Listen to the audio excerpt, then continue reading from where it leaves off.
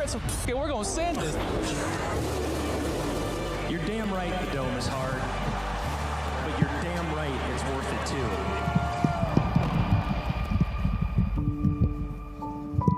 Thank you and good night. And Merry Christmas.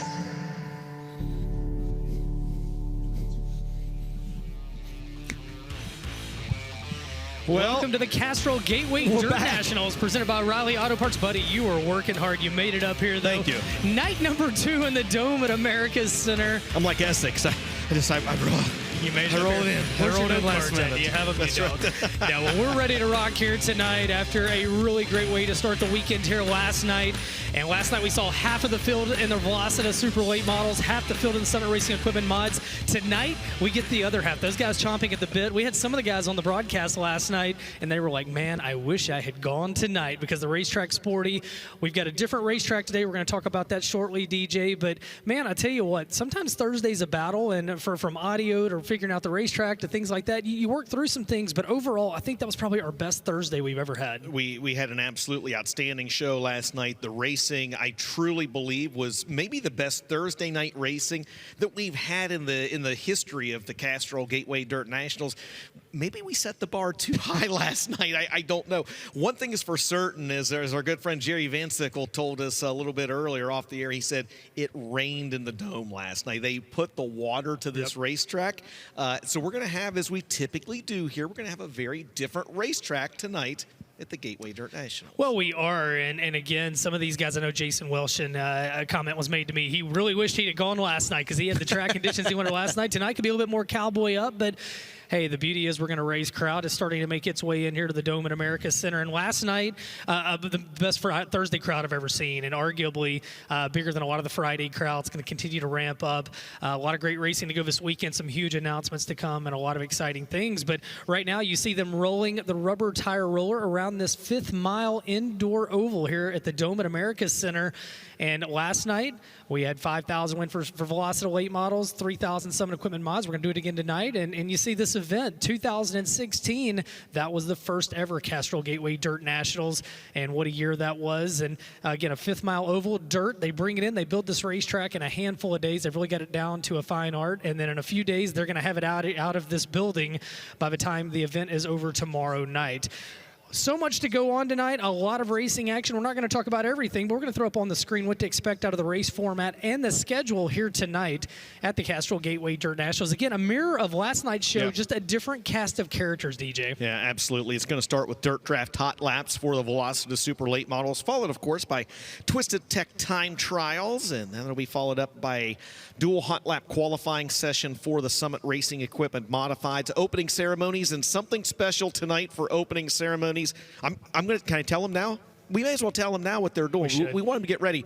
We're going to start a new tradition this year at the Castrol Gateway Dirt Nationals, and we're going to have someone to help lead, but we're going to have you, the fans, sing the Star-Spangled Banner here this evening. We'll have someone help lead you, but get your vocal cords ready. Let's make sure we're all in unison. That's going to be coming up here during opening ceremonies. Of course, as you'd mentioned, Ben, same format, 6 heat races, 8 laps in distance, top 2 transfer for the Velocita Super Late Models, 4 heats, 8 laps in distance, top 4 transfer for the Summit Racing Equipment Modifieds, 2 late model Bs, 2 modified Bs, and then, of course, we put a bow on this evening's program with the main events for both classes. And once again, the top 3 out of each one of those main events, they lock into tomorrow night with the top 3 finishers from last night.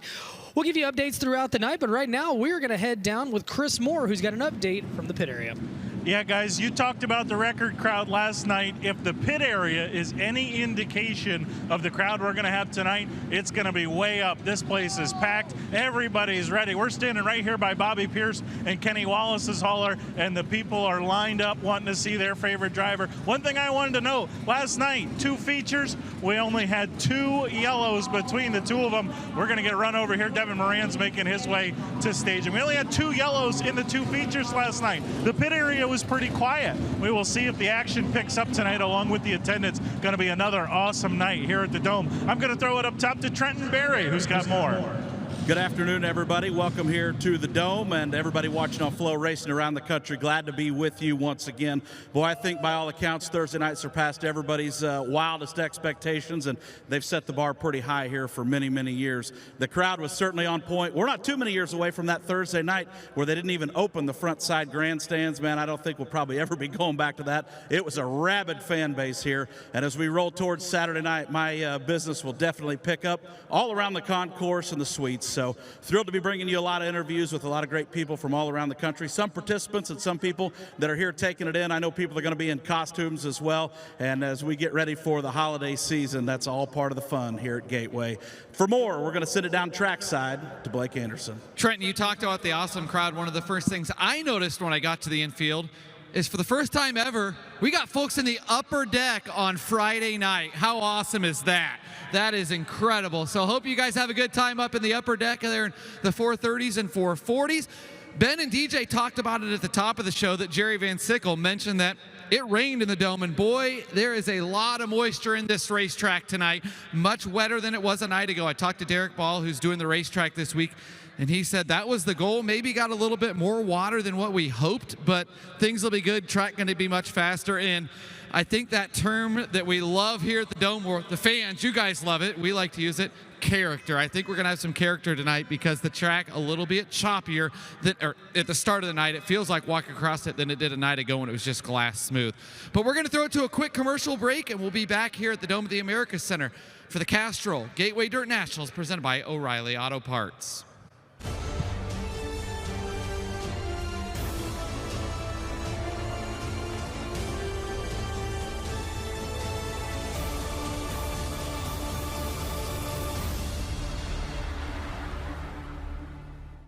We are a full mechanical facility. Anything short of body work or paint work, we do on this location. We've got 20 bays. The equipment is second to none. Any kind of mechanical repair, from the simple oil change, alignments, tires, simple brake squeal, preventative maintenance, tune-ups, transmission services, anything that car needs, we can handle. More than anything, I just want people to feel comfortable when they're at Tucker's Automotive. Close Racing Supply in Eldred, Pennsylvania has been in business since 1996, serving the motorsports industry with quality parts for dirt late models, modifieds, and stock clip race cars. In stock are parts from top manufacturers like All Star Performance, Weir's Machine, Sweet Manufacturing, Winners Performance, Willwood Brakes, and many others. CRS is also home of CRS Race Components, providing top quality suspension parts. Orders are shipped out daily using UPS, FedEx, and truck freight. Find out more at closeracingsupply.com. Who is Performance Bodies? They're a lot more than race car bodies, stocking over 6,000 different brand name Circle Track parts, and we're strictly Circle Track. From the highest divisions to the weekly racer, we are here for dirt. Customer service. When you call, those same racers that are running on the weekends are answering the phones at Performance Bodies. They give first-hand knowledge of every part we sell and free expert advice. The Performance Bodies difference. If it's in our catalog, it's in our warehouse, and it ships the same day you order it, guaranteed. So go see for yourself. Visit performancebodies.com or call them today.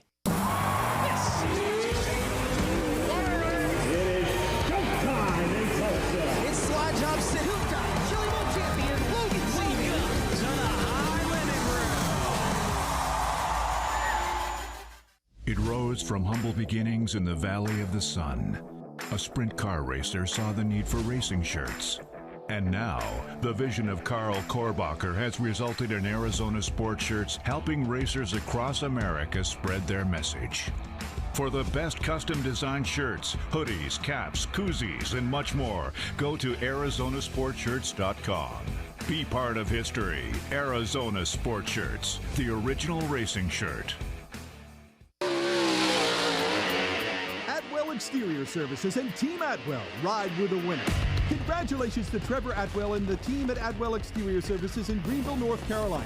Atwell is the top-rated roofing and exterior renovations company in racing country, and Team Atwell has sponsored so many great racing teams for years.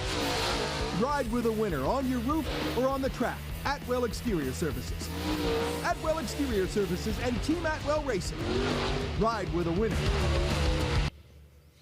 Ben, did you know that your favorite races are even better on the big screen? Of course I do. Well, there you go. You can select your favorite teams, tracks, racing series, and a whole lot more on the brand new Flow Sports app. If you haven't downloaded it, do so. If you haven't updated it, I'd highly encourage it. Newly redesigned Flow Sports app. You can download the Flow Sport TV apps today, available on all major app stores. Well, there is a look at the pit area. Kenny Wallace, who rattled the windows out of the dome like the speaker system here tonight. And he will be in action here this evening in that Jake's Performance number 36. Also, if you've not yet done so, have you set a Dirt Draft Fantasy lineup? I did, because I'm ahead of you in points. Oh. Look at that. Okay. Look at that. What happened, DJ? You're 5th, and one of the guys didn't even start last night, in Tyler McKim. Well, I wanted to give everybody a little bit of a head start. Now, the bigger problem is Bert and Ernie. That's Chet, right? That is That's Chet, Christner, yeah, and he's beating us. That's a BK, there's Blake Anderson, Nate Hartman, MSR Mafia's you. There's me and Heavy. I know Heavy Lunch is Tyler Burnett. Tyler McKim, our producer, didn't even set a lineup last night. He's trying to give everybody a running start on this. Hey, play early, play often. It's Dirt Draft. It's a lot of fun. It really is. It is a ton of fun, and I lost the Dirt Draft promo that I had right in front of me, but it's a lot of fun. They've got tons of promotions going on. There's a winner each night here. There's a week-long winner as well, and you can see if you're any better than us. Yeah, and again, new subscribers, you get a free Dirt Draft t-shirt from Lucas Oil, Castrol, FloRacing Night in America, Hunt the Front, High Limit, USAC, and a lot of others.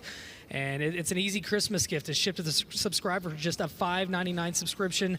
And you can pick up the shirt here at booth 154, over in section 154 with Clint Dahl and the boys. We got ours last night. We stopped over and got us some. Yep, Christmas absolutely. came early for us. Christmas came early. We appreciate the fine folks at Dirt Draft and everything that they do for us. We had a great show here last night, Ben. We talked about that. I think it was arguably one of the best Thursday shows that we've ever had. We didn't have maybe the on-track drama. Some people like that. They like that on-track drama. We had a little bit, not a whole lot. We had a tinge, but tonight, we've talked about it. Tonight is family duel night in the Dome. We're going to talk about that more later, but we didn't. And you know what? The heats were so good that the features, they weren't bad, but the heats were so good. Yeah. We had high expectations. And I tell you what, that in mind, let's take a look at last night's late model highlights from the Velocity late models from here at the Dome at America Center. From the inside. Well, we're underway in the Dome, the 8th annual Castrol Gateway Dirt Nationals. Spatola and the 12 of Winger. Spatola and Winger. Winger gets pinched up to the top. He'll get on the binders. He'll stay in second. Spatola to the lead. DJ, lap 1. It's the Opie, Mike Spatola. Yeah, and Jayden Frame's going to sneak in and grab the second spot. And remember, it's not just who wins, it's who finishes in the top 3. If you finish on the podium tonight, you are locked into the 9th annual running of the Castrol Gateway Dirt Nationals. And Mike Spatola out front. He's a 3-time Fairbury champ looking to get his first victory here inside the Dome at America Center. Winger sits in second, side by side for third. Gustin up top. Jayden Frame down low. Now joining the party. Here comes Brandon Shepard in the B5. Brandon Shepard's worked his way up to 5th, and he's trying to work his way around Jayden Frame right now as they head down the back straightaway. He gets pinched off there, as you just saw. We'll toss it over to the drone right now as it follows the action of the battle for 4th. Jayden Frame has it. Sheppy trying to take it away. Dale, this is one of those deals where if you're out there on the racetrack, is it better to be in second maybe than it is first right now? Oh, definitely. Definitely. That second place guy he'll just go where the lead guy chooses not to, you know what I mean? They just going to go the opposite. So that's more to make it interesting here, and probably about 3 or 4 laps. As we come around to play lap number 10, Dale, if you're Mike Spatola, what are you thinking right now as you're catching those back markers? He's really wanting a caution. He's wanting a caution so he can get clean racetrack for a little bit. He wants a caution every 5 laps. And look at Winger with a big slider through 3 and 4. Has to get on the binders. Can't quite get there. That's going to allow Spatola to pull away. DJ 11 laps down, and now heavy lap traffic for your leaders. And credit to Ashton Winger right there. Let's be honest. He could have just thrown a pile driver on Mike Spatola right there, and he thought better of it. He backed off of it coming through the corners. We'll see, though, if he's able to regain his momentum, because now they are in heavy lap traffic halfway home. That's right. Working lap 13, this 25 lap affair, and they're tap dancing through lap traffic. They close in on Ledford and Simpson, and now Ashton Winger, he's starting to size up his opportunities. He throws it in there, and has to get on the binder tires a little bit. That breaks his momentum, and that's going to allow Gustin to close in on Winger. And now Gustin, with his spoiler hanging off the back, throws a slider on Ashton Winger for the second spot. I thought he make it work. Yeah, I thought he was going to clear him there, and he didn't. You're exactly right. But now Winger's got to try to get that momentum built back up. It's tied off the corners and those lap cars this time. Oh, and there is a Coltman Farms caution. Yeah, we've got a garbage bag or a piece of debris there on the front straight. It might be half Jason Fager's car. Fager is knocked once again. He's knocked the entire right rear quarter panel off of the 25. At fire this time in the Octane Race Products restart zone. 16 laps in the books, 9 laps to go. Mike Spatola out front. Ashton Winger in second. Ryan Gustin third. That's right. Winger slides up the racetrack. He holds on to second. Gustin in third. Sheppy up to fourth. Jaden Frame sits in fifth. Now Gustin will give up the top of the racetrack. He goes to the inside of Ashton Winger. That's the battle for second. Meanwhile, your leader, Mike Spatola, continues to work the cushion, DJ, as we work lap 18. Do you think Winger just wants to hang on to the hair? Do you think he's just going to finish second? I mean, look, the top three. You want to be in the show, but I tell you what, Sheppy's on. Here comes Sheppy. Brandon Shepard in the B5.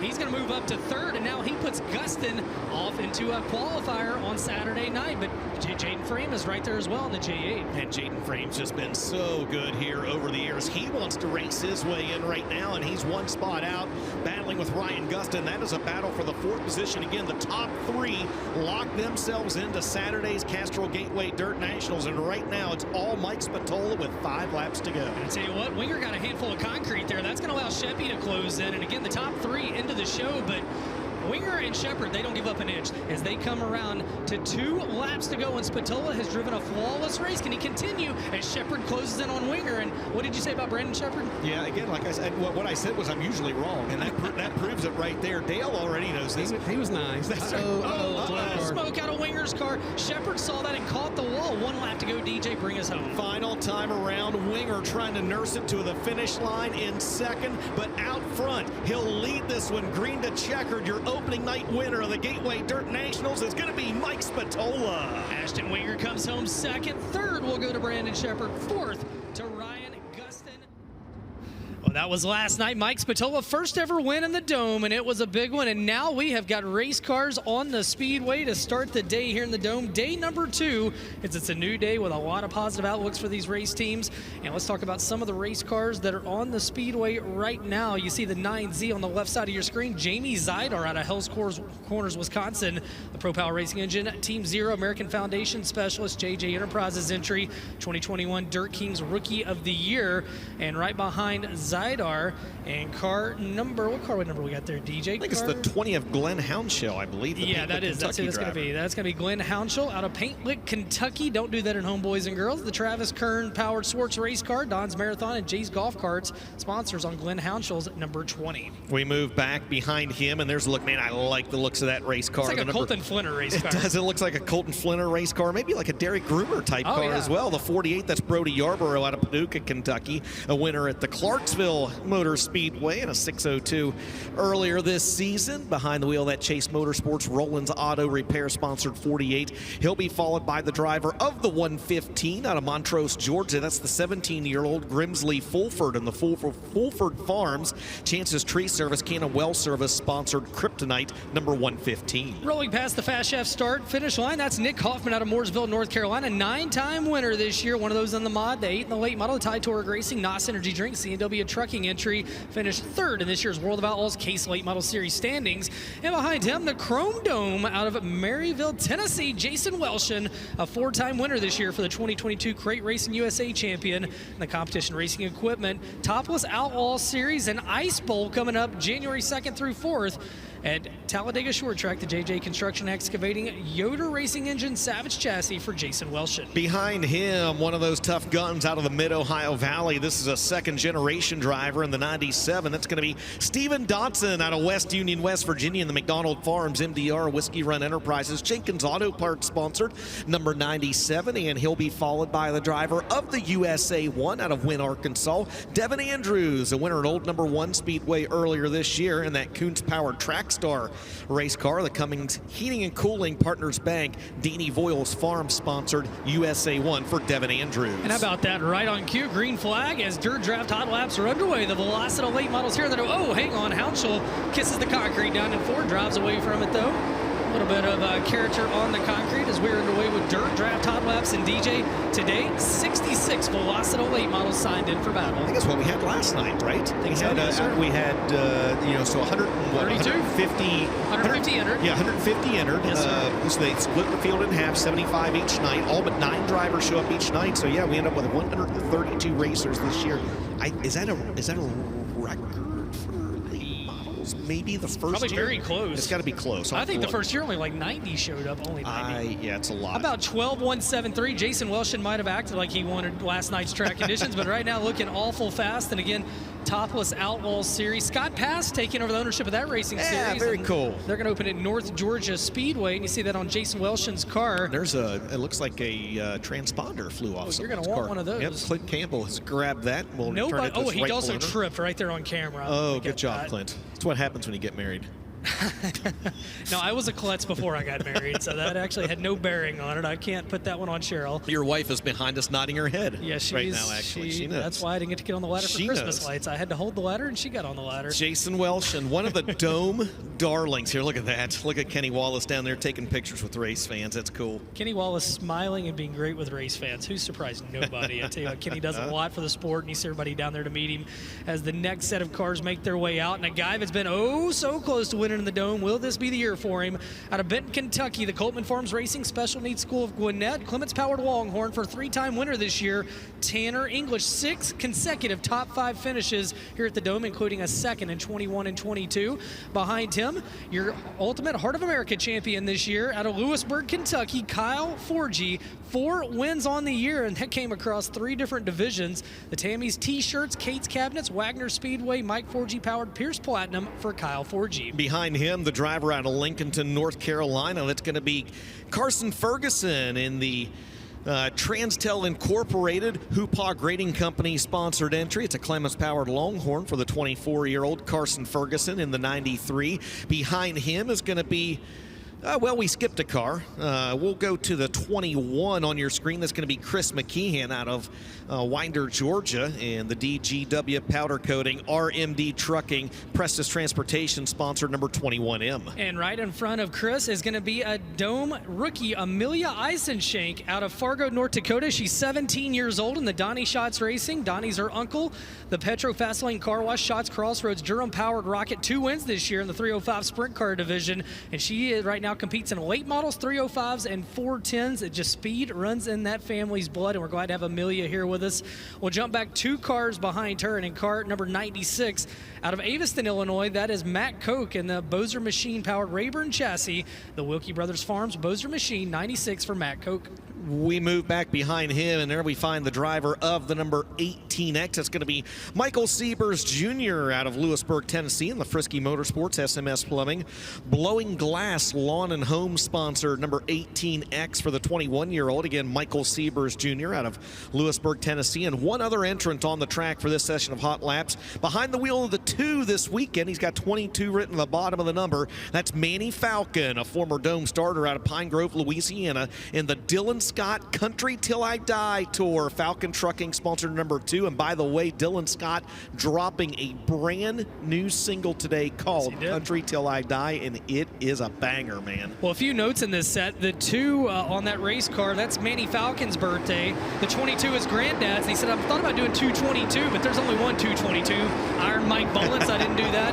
And then also the 18X of Michael Siebers Jr. That's a 2009 throwback to his dad, David Siebers' car when he was running when he ran with the Southern Regional Racing Series, which we actually just talked about a little while ago, DJ. Yeah, how about that? Oh, Carson Ferguson off the pace in the 93 over in turn number 2. That car looks good, by the way. I like that.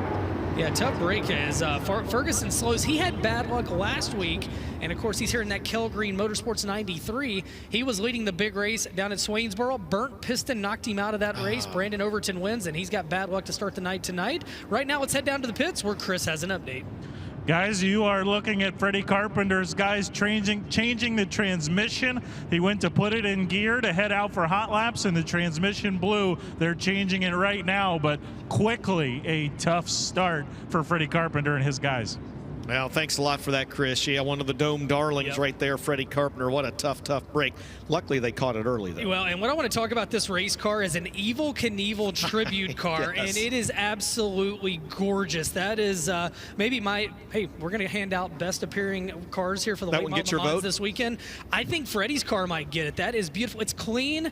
It pays tribute to Evel Knievel, but it's not too much. And, man, you hate to see that bad luck for the C4. Freddie's got a little Evel Knievel in him. I mean, he's got that hair. He's got that hair. Absolutely, he does. Absolutely does. Hey, how about Amelia Eisenschenk, by the way? You talked about her, the 17-year-old. She's got a couple wins this year. She won in an IMCA Race Saver Sprint at Red River Valley there. A gorgeous, gorgeous facility just outside Fargo, North Carolina. She also won in Norman County in the 305. She won at Norman County, absolutely. Yeah, they're in Ada, Minnesota as well. You have not been there, by the way. No, sir. She's got a good-looking race car, as does Chris McKeehan in the 21M. Glad to have him back here with us this year. He's got 3 wins this year, all at the Winder Barrow Speedway in a limited late model. That car looks good, too. I like that. It's a really good-looking one. Again, we have gone from guys throwing the oldest bodies on the cars they could to run this race to everybody running, not everybody, but a lot of these guys and gals running special wraps, new paint schemes, and everything else. All right, now we're back underway. Dirt Draft Hot Laps. You see Tanner English on your screen. He's been so close to a big Dome win. Can he take Coleman Farms Racing to FK Rod-End's victory lane this weekend? Racetrack's definitely got a little bit more chop to it than we saw last night right now, DJ, but they're using a lot of it as the caution lights are on the speedway. And no big surprise, Tanner English fastest lap of the day, 11.545. And what was fast time last night? Was like a 12.1 or something? I don't think it was 12.4. 12.4 maybe. It might be. I don't know. I know a place we can look. He was fast. Yeah, I know a website.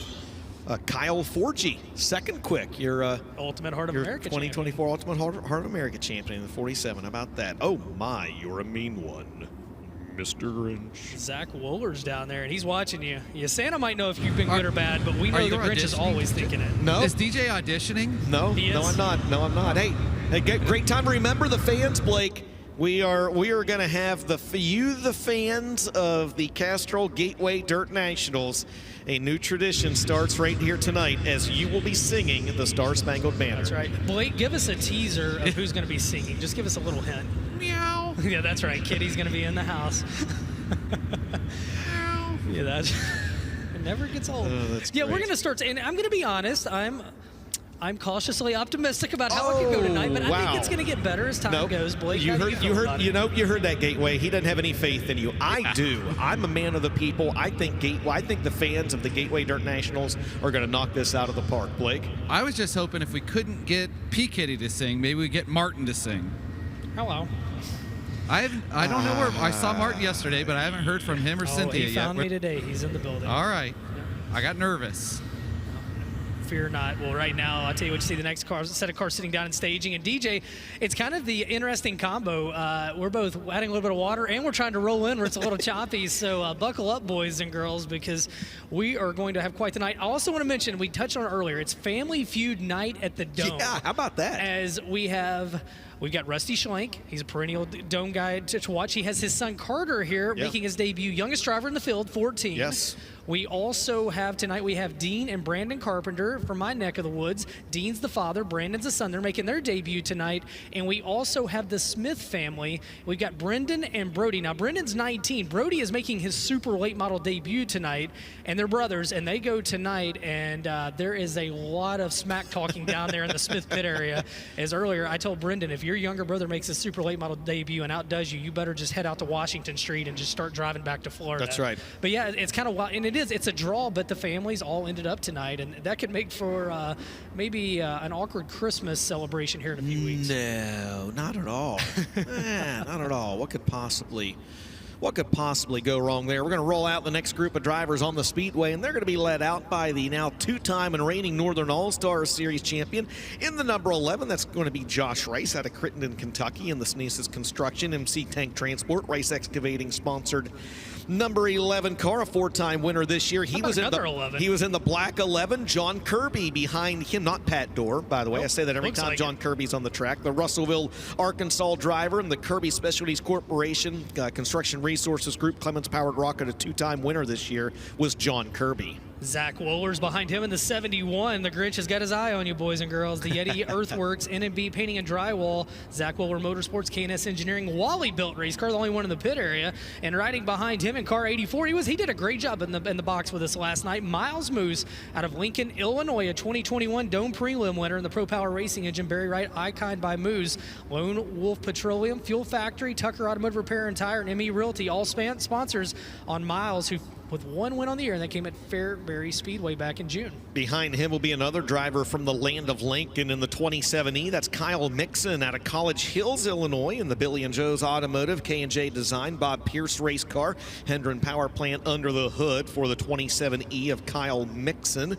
And behind him, who am I looking at Matthew here? Tribble. It is not. It's the other 27, actually. Close. Oh, I was looking at the 111. I'm sorry. Oh, that's okay. We do have two 27s. All the 27s. Greg Kimmons behind the wheel, the Pleasant Plains, Illinois driver, the McQuinn Motorsports, Brian Thompson Roofing, Kryptonite race car. And there's Matthew Tribble behind him in the 111. Yeah, the Pocahontas. Now, he ended up bringing an XR1. He was going to bring a Black Diamond. He's got an XR1 here, the Creason Racing Engine entry, the Matthew Tribble Construction entry, and then the JCM Motorsports entry, Spencer Hughes, a 6-time winner this year, and the J. Dickens Powered Rocket XR1, Yellowhammer Design Construction, Neon Bubbles Car Wash, that makes James giggle every time, and Clyburn Tank Lines, all sponsors for Spencer Hughes. As Dirt Draft Hot Laps continue, we got father and son, we got 227s, 211s, we got a little bit of everything tonight. How about that? In that set, and second overall in Dirt Draft Hot Laps, Miles Moose. He's second on the board. He might have learned a lot from watching on top last night. As you see that number 84, fastest car in that set, and again in 2021, he was a Dome Prelim winner, and he said he has prepared harder than ever for this event. It might have just showed in Dirt Draft Hot Laps. We'll see how things shake down for him in Twisted Tech qualifying coming up momentarily.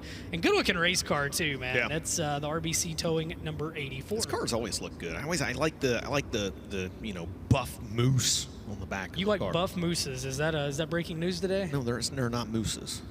Mises? Meese.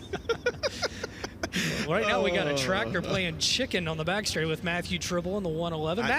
Don't do it, Matthew. Yeah, Matthew's been entered in this event before and couldn't make it, but he makes it this year. The Pocahontas, Arkansas driver, and yeah, he's brought the 111 here to the Dome, and a lot of guys out of my area down there that run around Old Number One Speedway, Riverside International Speedway, some of the Mississippi Ovals. Good to see him. $2 Pistol Motor Speedway. Jimmy said, "I'm about out of gum. It's time to go kick the That's place right. tonight." He made the late model show last night, and tonight he's going to be ready to go into battle in the mods. And I love Jimmy. If you don't like Jimmy, you don't like people. That's exactly right. That's a good-looking mod, too, man. I tell you what, Bobby Kohler, got to talk to him in the pit area, and I introduced my wife to him, and I said, this is Bobby Kohler. He owns half the cars in the pit area. But now I tell you what Bobby and Jessica Kohler do for dirt track racing, and they do so much. And we talk about a lot of these sponsors, these team owners, and, man, it just wouldn't be possible without everything they do. And we're so grateful. We're glad to have Bobby and Jessica here with us. How about that next group of cars? You just saw the cars in the staging lane. Among the drivers coming out of this next group, yes, Devin Moran.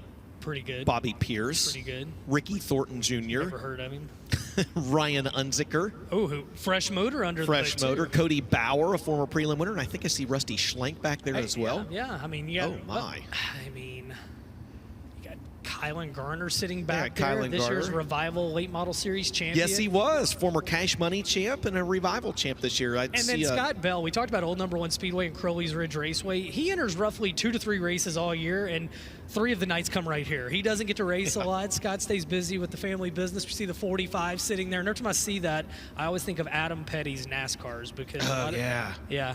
Yes, you're right. That's a good call. He had the font was very similar. Yep. And he had like the bright. He had some of the bright colors on his car. Yeah, you're exactly right. So Scott Bell down there in the 45, the Capital race car. Shane Clanton and the boys, they've been busy, seeing them building race cars, getting ready for next year. I'd like to get Shane here, but I don't know if this is Shane's cup of tea. I think he could give us some great sound bites, though. He would definitely give us some great sound bites. There's no passing points. So there's Devin Moran back behind the wheel once again this year. That's a good-looking car, man. It is. That looks good. The 3rd or 4th year in a row that he has been behind the wheel of the Rick and Jessica Martis owned. Don't forget Jessica. That's right, number 99. Devin Moran, a 13-time winner this year. That's a Kryptonite race car, the Mullins-powered Kryptonite for those guys in the Lazy Days RV, J&K Auto Sales, French Press Cafe sponsored. iBox Springs, number 99. Behind him is going to be Ryan Unzicker out of El Paso, Illinois in the 24. 8 wins this year. It was a good season for him. He's made this race 5 times. Don't forget he got upside down here back in 2019, that RJR Transportation Transportation. Low Voltage Solutions, Mackinac Valley Powder Coating, sponsor 24 for Ryan Unzicker. Hey, speaking of Low Voltage Solutions, how about the 32, also sponsored by them? Bobby Pierce, 38 wins on the year. The Vic Hill Powered Longhorn, Rio Grande Waste Services, Hoker Trucking, Mesilla Valley Transportation entry.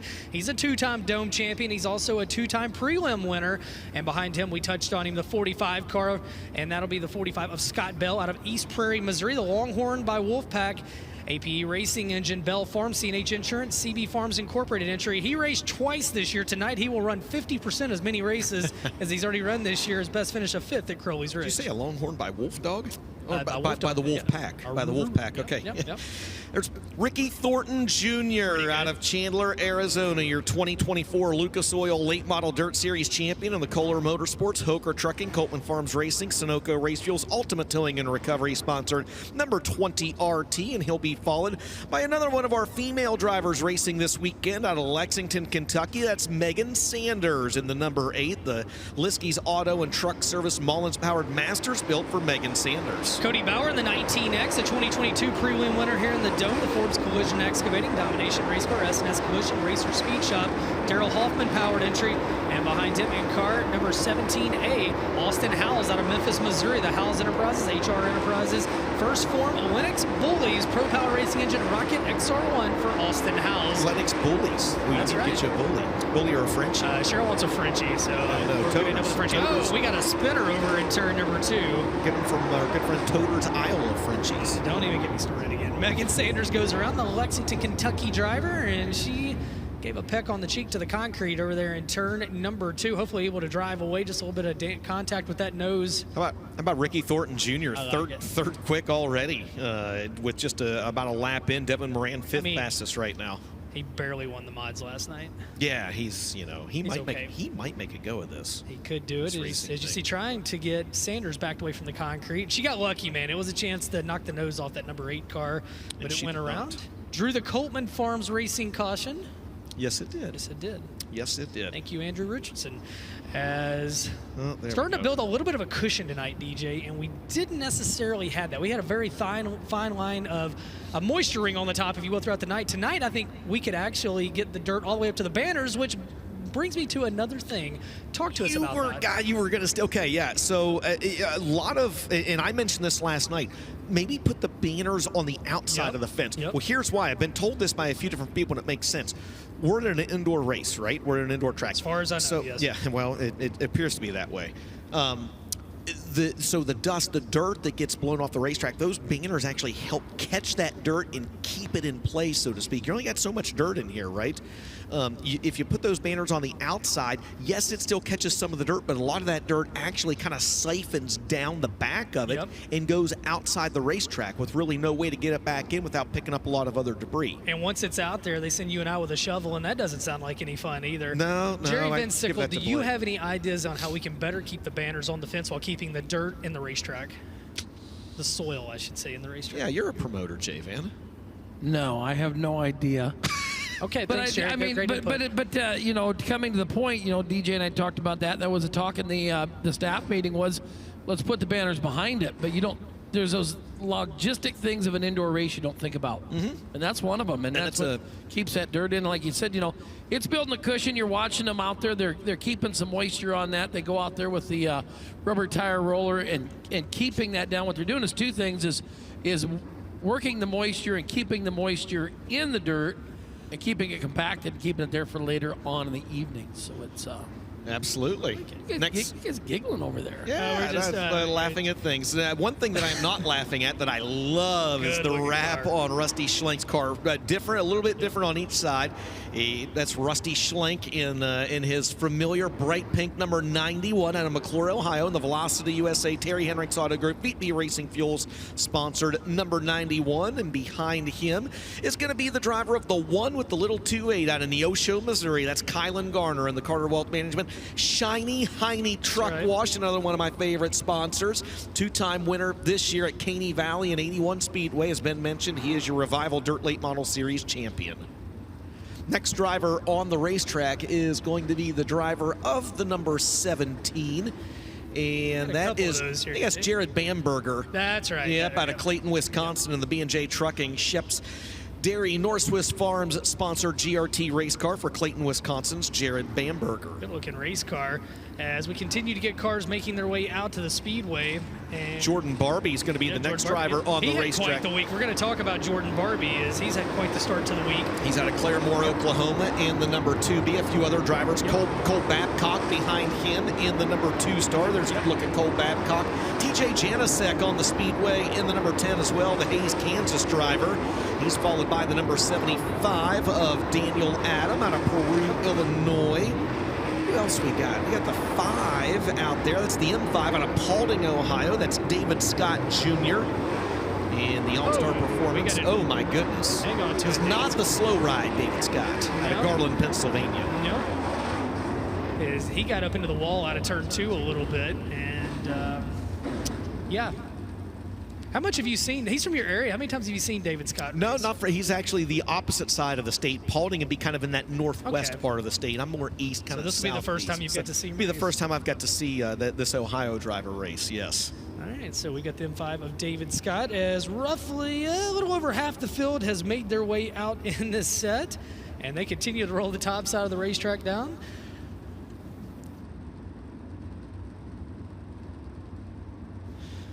All right, so we'll send them back to the pit area. And yeah, man, Rusty Schlink bringing, again, the bright race. We talked about Chad Wallace last night and had the race car you couldn't miss. I think Schlink has one-upped him with this one. Because that is quite the race car. Have you seen his son Carter's car? Yes, Carter's car is gorgeous. Great. It looks really, really good, man. Again, a lot of great cars have come to the Dome. And there's Carter's in this next group to come out too.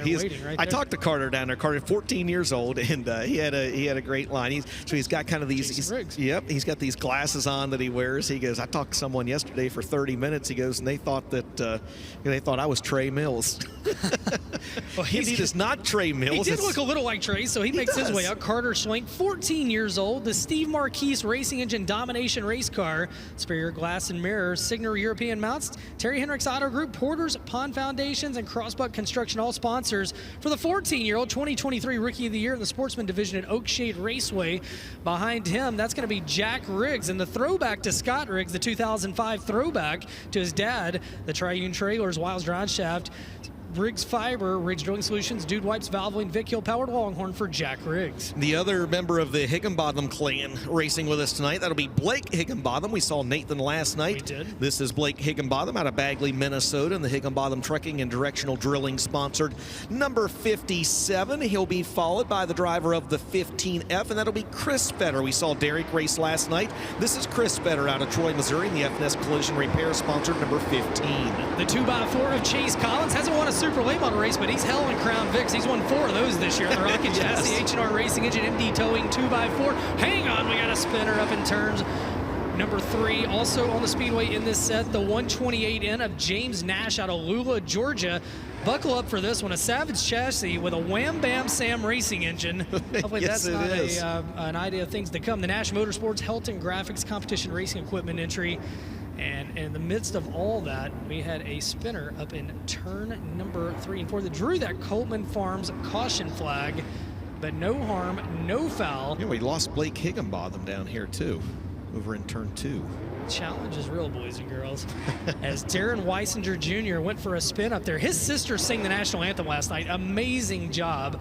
And Darren Weisinger Jr. in the 11, the Rocket XR1 Triple R powered entry out of Minden, Illinois. The Bryant Dozing, Cassandra's Cuties, Felger photography expert, automotive 11W. Yeah.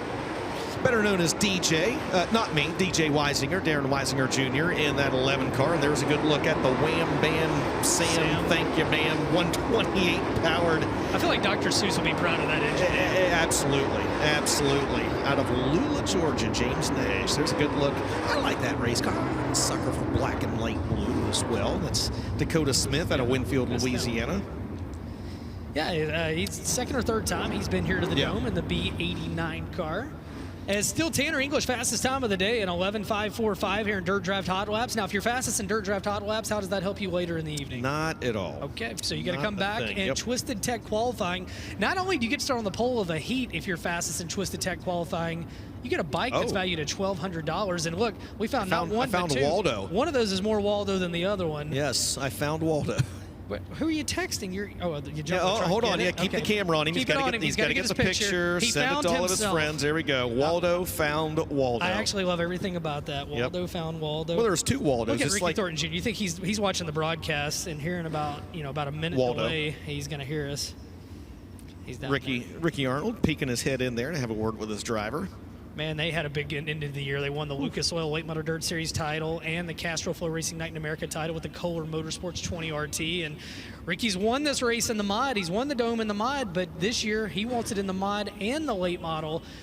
7 different editions of this event, 5 different winners in the Velocity USA late models. In the mod, 7 years, 7 different winners. And man, I know Ricky's going to be tough. He could become the first repeat winner, but what a mod field here this weekend. Yeah, it absolutely is. I mean, it's and you know what it's good they can do this with the mods. Yeah, how you doing? The mods they do, it's a pool, right? And they pick the drivers then to go with it. That is a good-looking race car as well, and that is not Michael Page, contrary to popular belief. It looks like it, but it's not. It does look like a Michael Page car. Instead, you know who that is, Ben, out of Farmer City, Illinois. That's Cameron Reynolds. Yeah, big crate late model race runs in the pro late model division. Yeah, absolutely. The Dynasty car, the CR Disposal, Rough Days, Rick's Towing sponsored number 18 for Cameron Reynolds. Behind him is going to be the Olympia, Kentucky driver in the number 38. That's Derek Fisher. Another good year for him. 3 wins on the year for the driver of Swartz Construction and Tree Removal. Swartz Reynolds Custom Suspension sponsor number 38, Derek Fisher. Well, we talked about the Carpenters being in the house, and we got a couple of 51s here, and you got a few Carpenters coming up here, unrelated. We've got both of them. They're father and son, and they're not. Some of them are related. Some of them are not. Actually, you do have father and son, and you've got an unrelated Carpenter out there also. I mean, they're coming at us from every direction. Dean Carpenter out of Independence, Mississippi. The Tennyson Brothers Sheet Metal Carpenter Construction. Jay Dickens powered Longhorn. Behind him, no relation, Freddie Carpenter. They got a new transmission in that race car. The Boston's Farm Venue, People's Bank, Stelter Motorsports, DS&S Logistics, Gates Trucking, Octane Race Products, Mullins LS7, powered Kryptonite for 5-time winner this year, Freddie Carpenter. Hey, you know who had a really good year this year? Tell me. This guy. Dustin Rowland, 16-time winner this year, two-time Paducah crate champ. Yep, absolutely. All his wins came in. Brandon Carpenter. All his wins came in a crate. Did the driver of we've got the Smith family. Brendan. Yep. Is that Brendan? That's Brendan out there, I believe. Yes. Nope, that is Brody. Close. That said Brendan. No, they're both out there, but the one of course there. Is there any family members not out there in this set? We got Freddie Carpenter, but not Tyler, only because he raced last night. We got all the rest of them. The SR in Brody's number stands for Slim Reaper. Yeah, or Senior. I mean, just get out there and call him Senior. Are we fat shaming Reapers now? What are we doing here? The Slim Reaper. First time here, Brody, first time here in a super late model out of Dade City, Florida, normal crate driver. Yeah, and he wrapped up his season with a big win at Volusia Speedway Park there a few weeks ago in a 602. So that's Brody Smith. Behind him going into turn 3 with a slightly different wrap on his race car is his older brother, Brendan Smith, who was 3rd in this year's Lucas Oil Late Model Dirt Series Rookie of the Year campaign, also out of Dade City, Florida. And the Big Daddy's, there he is, the Big Daddy's Cattle Company, Plum Crazy Plumbing, Skipper Smokehouse, sponsored 17 SS. We also, rolling out of turn 2, we talked about his dad down the middle of the back straightaway, the white and black 51B of Brandon Carpenter out of Independence, Mississippi. Rocket chassis picked up his first win.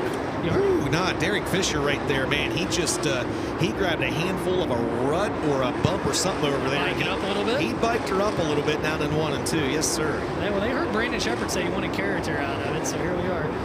And Brandon Carpenter having all kinds of trouble in 1 and 2. So Brandon picked up a hang on to it, Derek Fisher. Wow, caution means slow down, boys. As Brandon Carpenter picked up a $3,000 win at Riverside International Speedway a few weeks ago, but right now 1 and 2 is throwing him for just a lot of issues. Second time he's dialed it out down there, and his dad Dean in the black 51, as these drivers will head back to the pit area and get ready for Twisted Tech Super Late Model qualifying here tonight. We had 3 Carpenters. Some of them were related. Some of them weren't in that That's set. right. We had both Smith brothers. Oh, we did not need to see that early in the night. We just had my appetite ruined for the rest of the night. No, didn't need to see that. No. You know, there's there are some folks here that have never seen a video camera before. It's the darndest thing. And some of them are in witness protection, and they're still doing it. So let's talk. Hey, okay. So Freddie Carpenter's your favorite rap, and I do like it. This one's a close second for me. One of my favorite NASCAR, one of my favorite paint schemes of all time, that old school Miller Bobby Allison car. And I mean, Ryan Wilson out of Margaret, Alabama has just hit an absolute home run with this race car. Just an absolute home run. I like the actual color too that they like. That color from back then, it holds up today with the white and that kind of gold copperish color. What would you call that color? What do you call that? Yeah, gold, copper, sandstone. I don't know. Yeah, I mean. But first coming to the racetrack, mother of pearl. Yeah, one of the crumbs. Well, it is one of the many racing crumbs from that strong Mid-Ohio Valley area out of Cutler, Ohio. That's going to be Pete Crum in the 34C. Got his first super late model win in 2023. He's behind the wheel of the Crum Concrete and Excavating, Allen Stone Builders, Lock, Stock, and Barrel, MSR Marina, not Mafia. The MSR Marina sponsored number 34C. Behind him, there it is. That is not Bobby Allison. Oh my goodness, that car. That's gorgeous. I absolutely love it. Just inject that straight into my veins, man. Okay. The Iron City Machine, Moses Motorsports, Bama Shed sponsored, number 4 out of Margaret, Alabama, paying tribute to the Alabama gang, Ryan Wilson. Gordy Gundaker behind him, a winner back to 2017 prelim night here at the Dome. That is a tribute to Tim Richmond, the late great NASCAR racer Tim Richmond, on Gordy Gundaker's number 11, the STL Screw and Bolt, McKay Napa Auto Parts, Hooker Trucking, Clements Powered Longhorn for Gordy Gundaker.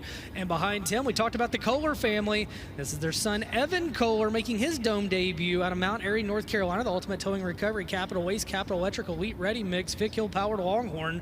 One win on the year, and that came in 600 mini sprint action at Millbridge Speedway. Another young gun from the South follows him out of Rincon, Georgia, the 17-year-old. That's going to be Gavin Cowan in the 2 with the little 19 after it. The Supply Chain Management, SRI Performance, Willys Carburetors, Wise 4th Street Product sponsored entry. He picked up a win at Screven a couple weeks ago in a 6:02, and he'll be followed out by the New Deal Hudson O'Neal. Boy, he has been snake bit here the last few years. He's only made this race one time, and that was way back in 2017. The SSI Motorsports Professional Concrete Cutting and Drilling Wheeler Metal sponsored 71 for Martinsville, Indiana's Hudson O'Neal. Great looking race car.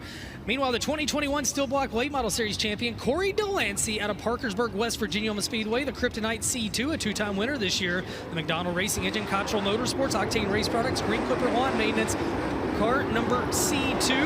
And also on the Speedway, the 111 car of John Woods out of Patoka, Indiana, the Rocket Chassis, Hatfield powered, Gibco Motor Express, Smoke and Gun Trucking, Willys Carbon Dyno, 111. Oh, hang on to it, Corey. Hang on to it, John Woods, as Corey Delancey goes sideways, and John Wood would know where to go when the 111 goes around. Yeah, well, nowhere to go. Nowhere to go. That was a tough break. Boy, you talk about guys snake bit here at the Dome. John Woods has got to be near the top of that list too, man. He's got to be thinking, what do I have to do to get a little bit of luck here at the Dome? He had one year, I think he got like 7 of those poles down the back straightaway. Yes, he did. It was quite the experience. But I tell you what, got to talk to him the other night at the hotel, and man, what a positive dude. Just super good dude, great attitude, and just one of those guys that just loves racing, definitely loves the Dome. We need more positivity. We need positivity. We need positivity in racing. Yes, we do. All right, just keep the camera on that fork. I mean, that is just... I got to talk to Ryan there a little bit yesterday. Huddy's car looks really good, though, too. That thing's clean. Again, 8 years ago, who would have ever thought that this event would be one of the marquee events where the drivers brought out all these new and good-looking wraps and paint schemes, right? I mean... Not me. Who would have thought? Not me. No, definitely not. What do you got for us? Who was... I'm just taking a look to see who we had there. That nobody really breaking into the top few. Hudson probably Hudson the fastest 15th. Yep. Yeah. So racetrack's slowing down a little bit, and you see them, they're going out there with a shovel. I hope that's to scrape the wall and not knock the ruts out. That'd be a terrible job. As they go out there and get that hole out of turn 1. As they're going to knock that down, and with 66 cars here tonight, and we should maybe one more round, we'll find out. We'll see if we have any more down there in staging. Can't see from up here. They may already be lining up for qualifying. Oh, man. All right. I'll tell you what, we're going to step aside real quick. Thanks to marketing partners. When we come back, Twisted Tech qualifying for the Velocita Super Late Models. This is the Castrol Gateway Dirt Nationals presented by Riley Auto Parts from the Dome in America Center. We'll be right back.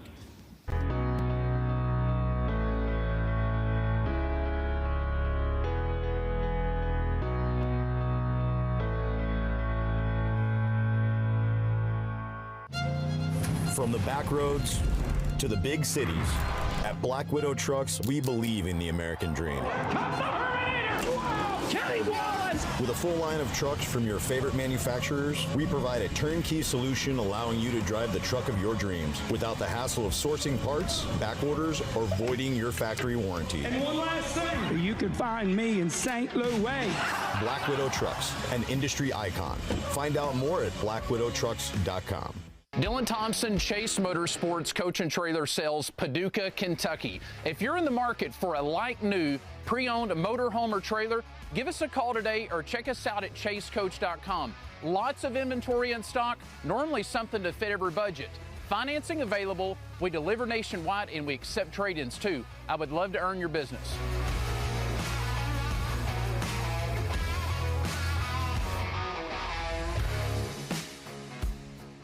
For 45 years of experience, Buzzy Racing has mastered the art of drivetrain specialties, spanning from dirt to asphalt tracks. You're not just a customer, but a valued member of our family, embraced by the tradition and passion embedded in every Buzzy build. We cover everything from rebuilding and selling drivetrain components, offering custom Buzzy parts, steering box services, and ensuring top-notch maintenance and support for braking systems. We are committed to excellence in helping racers maintain a competitive edge on the track. Get it Buzzy built. Need parts fast? We got fast. Need them now? We got now. No matter what you need, we have thousands of professional parts people doing their part to make sure you have it. We're O'Reilly Fast. Just one part that makes O'Reilly stand apart. The professional parts people. O'Reilly Auto Parts. MD3, the most advanced body panels on the market. Aerodynamically engineered, manufactured from the highest grade and lightest weight materials, tested tough for optimum performance. The highest quality and most durable products you'll find anywhere. Our products help racers around the world reach victory lane. Winning never looked so good. MD3, the #1 body choice for top dirt racers. In dirt track racing, it's all about speed. And at Performance Plus Global Logistics,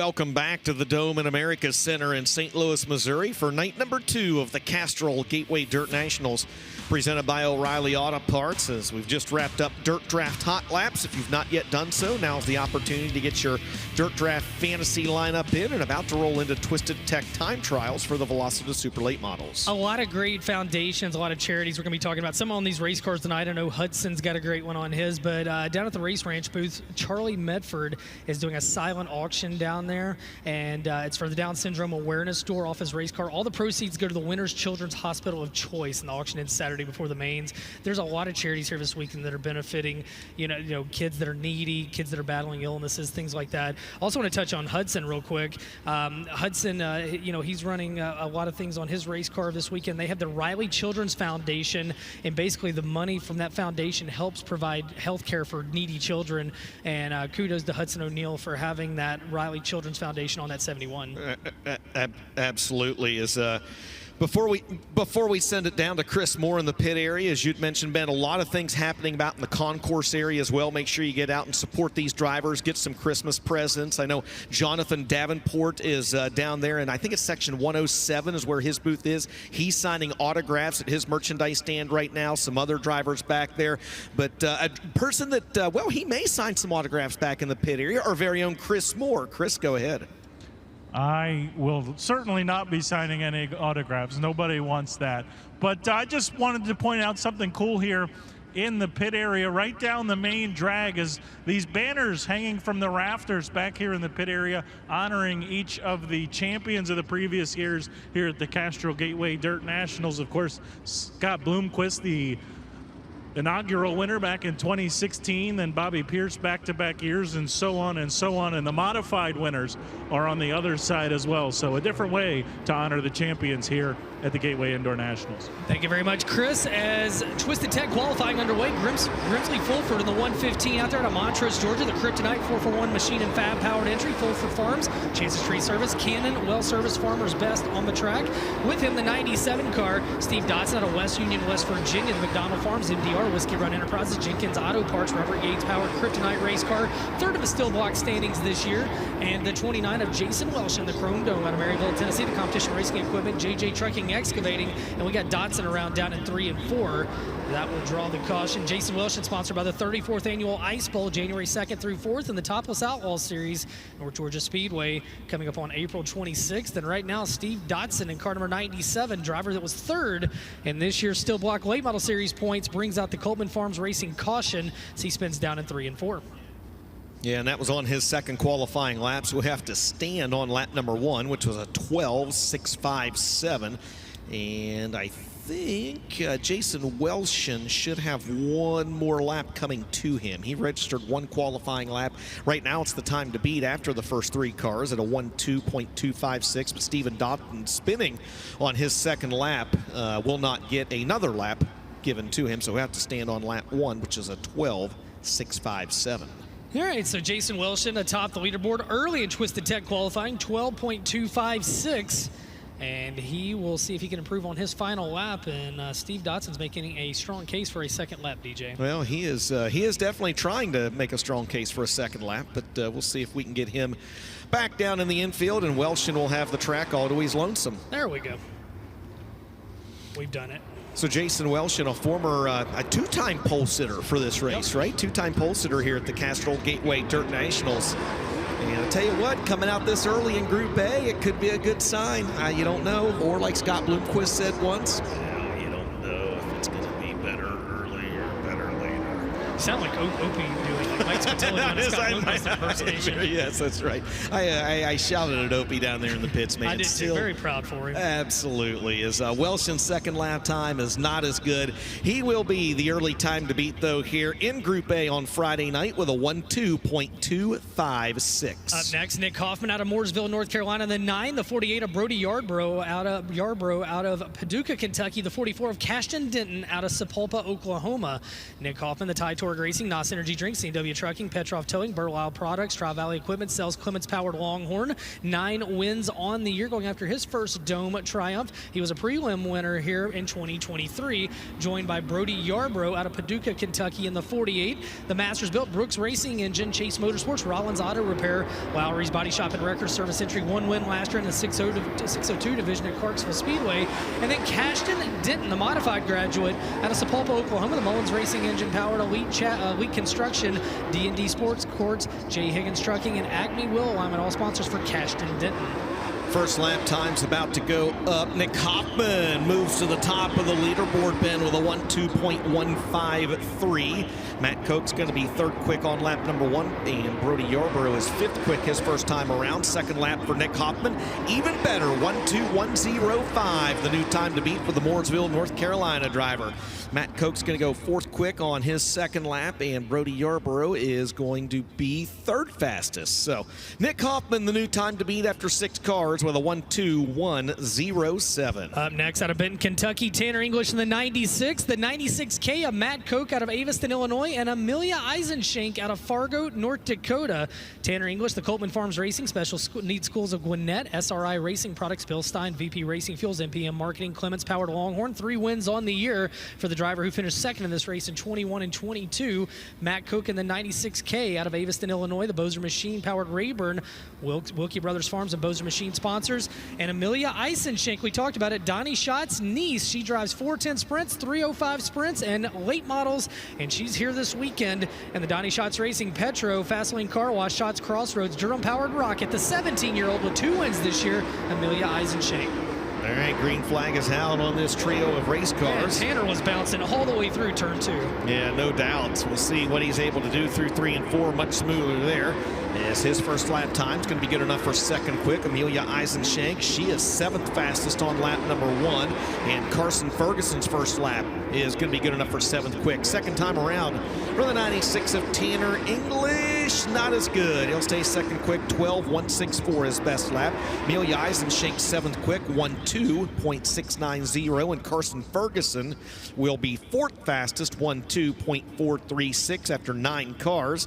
Nick Hoffman, Tanner English, Jason Welshin, your top 3. Up next, it'll be it'll be Carson Ferguson out of Lincolnton, North Carolina, the 93F. He was in that set. Just qualified, He did make that set. So now we're going to have Jamie Zidar out of Hell's Corner, Wisconsin, the 19X of Cody Bauer out of Farwell, Michigan, and Kyle Forgy out of Lewisburg, Kentucky. Sometimes you don't know who you're going to get sent next, and you see Zidar down there, and it looks like we have Cody Bauer behind him, and then also Dylan Thompson. Dylan Thompson has he's a little bit deeper in the order. Yeah, Dylan's going to come out. Well, he's ambitious. He's ambitious. You got to believe. All right, so Jamie Zidar in car 9Z out of Hell's Corner, Wisconsin. American Foundation Specialist, JJ Enterprises, Longshot Sports Bar, Flitz, Star Trucking Pro Power Racing Engine entry for Jamie Zidar, joined by Cody Bauer, who was a prelim winner here back in 2022, the Forbes Construction Excavation Domination Race Car, SNS Collision, Racer Speed Shop, Crispin Hagen Cooley, CNT Services entry for Cody Bauer, Daryl Hoffman Power under the hood, Kyle Forgy, the 47, this year's Ultimate Heart of America champion, the Tammy's T-shirts, Kate's Cabinets, Wagner Speedway, Drake's Motorsports entry, a 4-time winner for Kyle Forgy in the 47 in 2024. Did you just say Wagner Speedway? I did.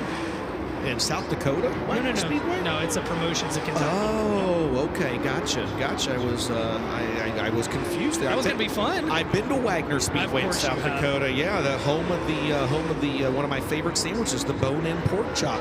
Cody Bauer 5th quick on lap number 1. Kyle Forgy is going to be 11th fastest on his best lap. Actually, it was lap 2 for him, and the best lap for Jamie Zidar is good enough for 6th quick. Bauer's best lap out of the trio, 1:2.533. 5th quick. Hoffman still the time to beat, 12:107 after 12 cars. So coming up next, scheduled to be Ryan Unziker out of El Paso, Illinois in the 24, the 8 of Megan Sanders out of Lexington, Kentucky, and the 2 of Manny Falcon out of Pine Grove, Louisiana. And yeah, you got him. They're down there talking with Thompson. I think he is pretty far up in the list, so he's going to hang tight down there. So Ryan Unziker will make his way out. The Varsity Screen Printing, Low Voltage Solutions, RJR Transportation, Mackinac Valley Powder Coating, Mosquito Hero, Pro Power Racing Engine, MB Custom Entry. Second in the Mars standings this year with 8 wins was Ryan Unziker, 2-time Herald and Review champion as well. The 8 car joins him out there. That's Megan Sanders out of Lexington, Kentucky. The Mullins Racing Engine Masters built, sponsored by Liskey's Auto and Truck Service.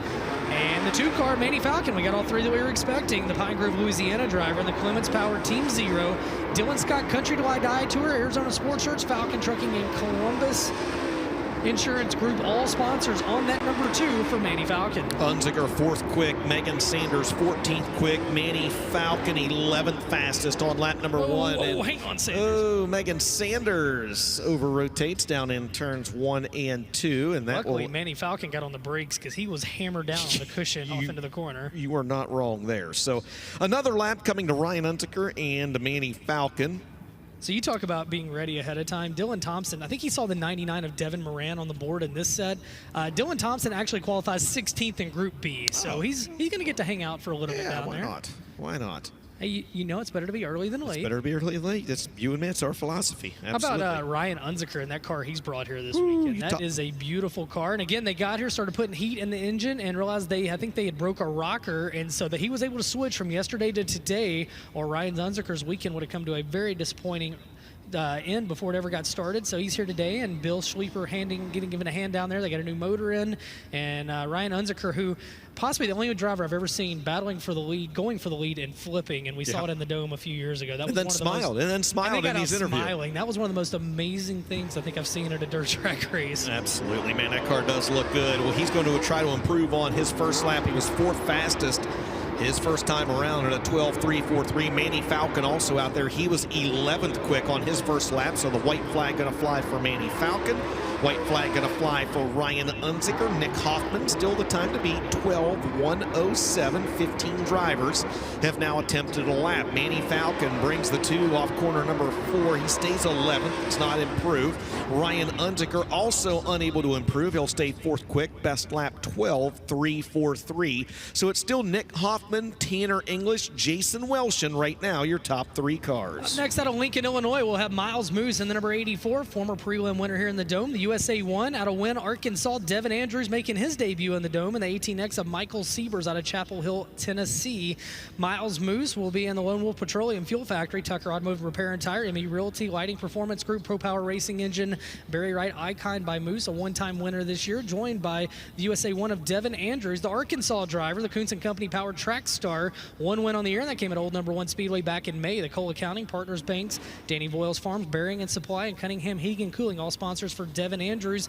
And Michael Siebers in the throwback to his dad's car, the 2009 David Siebers throwback, the Frisky Motorsports, John Mining Construction at SMS Plumbing, Blowing Grass, Lawn and Home, Manic Racing Engine, Black Diamond for Michael Siebers Jr. Miles Moose, you just saw there on your screen, he just pegged the wall. Just means it's ready to go turn now. number 4. Yeah, as you can see the spoiler there. Oh man, as he is just letting her eat up on the high side, and that first lap was good enough for 3rd quick, 12:210. Devin Andrews going to be 17th fastest, and Michael Siebers going to be 16th. Here comes Miles Moose.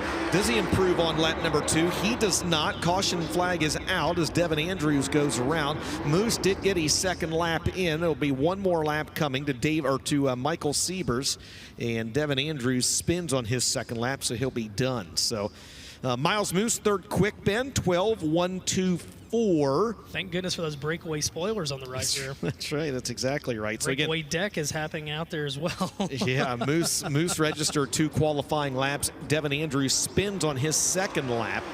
And Michael Siebers, he was on his 2nd lap when that caution flag flew, so he's going to have a lap coming to him here. First lap time for the Tennessee native was 16th fastest, 13:020. And he's on the qualifying clock for lap number 2. Nick Hoffman, the time to beat, 12:107 here in Twisted Tech qualifying for the Velocita Super Late Models. Siebers puts it right up on the outside wall. 2nd lap time. He'll jump up a couple spots to 14th with a 1:27.42. Siebers also left some of his spoiler out in turn 3 and 4, so we're going to pick that up. Coleman Farms Racing caution on the speedway. Time to beat still Nick Hoffman right now, 12:107. Up next will be Devin Moran out of Dresden, Ohio in the 99. The 11 of John Kirby out of Russellville, Arkansas. And the 11R of Josh Rice out of Crittenden, Kentucky. Devin Moran and the Rick and Jessica Martis Racing number 99. The Lazy Days RV, IBOC, J&K Auto Sale, CW Trucking, CarSourceAuto.com. Red Oak Pub entry for Devin Moran. 14 wins on the year.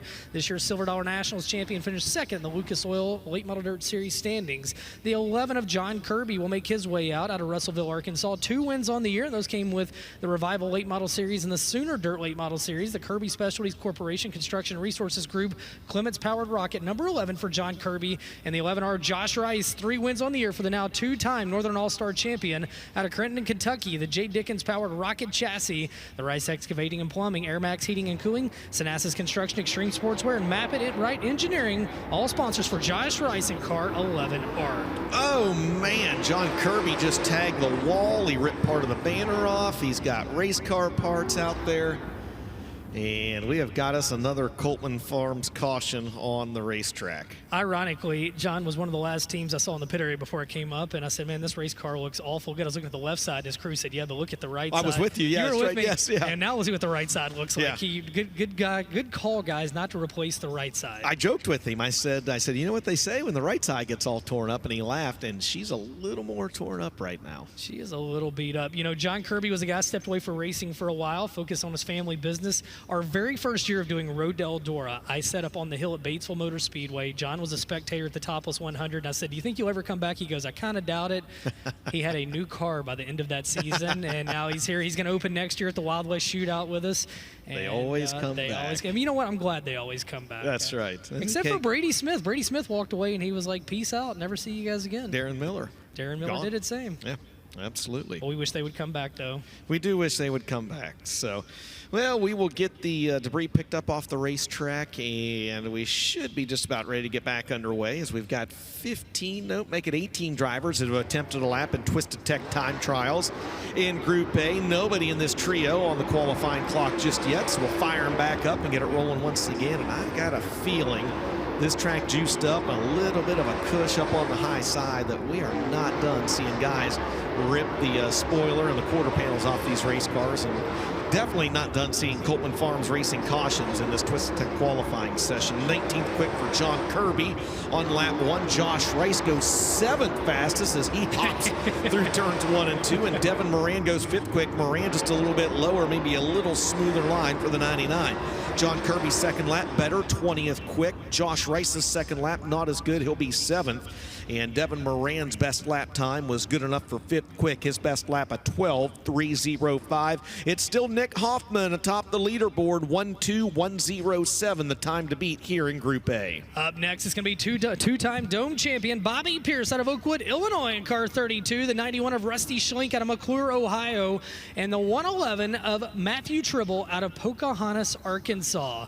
Bobby Pierce, a 38-win season. He won this event twice, and he's going to go after number 3 this year. The Low Voltage Solutions, Rio Grande Waste Services, Hoker Trucking, Mesilla Valley Transportation, Churchill Transport, Fast One Speed Shop, Collins Brothers Towing Entry, joined by the number 91 of Rusty Schlenk out of McClure, Ohio, the S&S Collision, Velocity USA, Terry Heinrichs Auto Group, Buckeye Concrete Coatings, Tom Finch Automotive, Tri-State Pole Barns, Mullins Power Domination Race Car. He had 13 wins this year and was the Valvoline American Late Model Series Ironman champion, second in this year's UMP National Points, and joined by Matthew Tribble in car 111 out of Pocahontas, Arkansas, the Matthew Tribble Construction, Sheila Tax Service, MJ Aviation, Tribble Trucking, Crescent Racing Engine, Rocket XR1. And Tribble, as we saw here, had to be pushed out on the racetrack as well. They're able to get the fire built underneath the hood of that race car. We'll see what he's got. Got a couple tough customers out here with him, and Bobby Pierce. And Pierce going to go 4th quick on lap number 1, and Rusty Schlenk as well. Schlenk is 18th fastest, and Tribble will go around once again over in turns 3 and 4.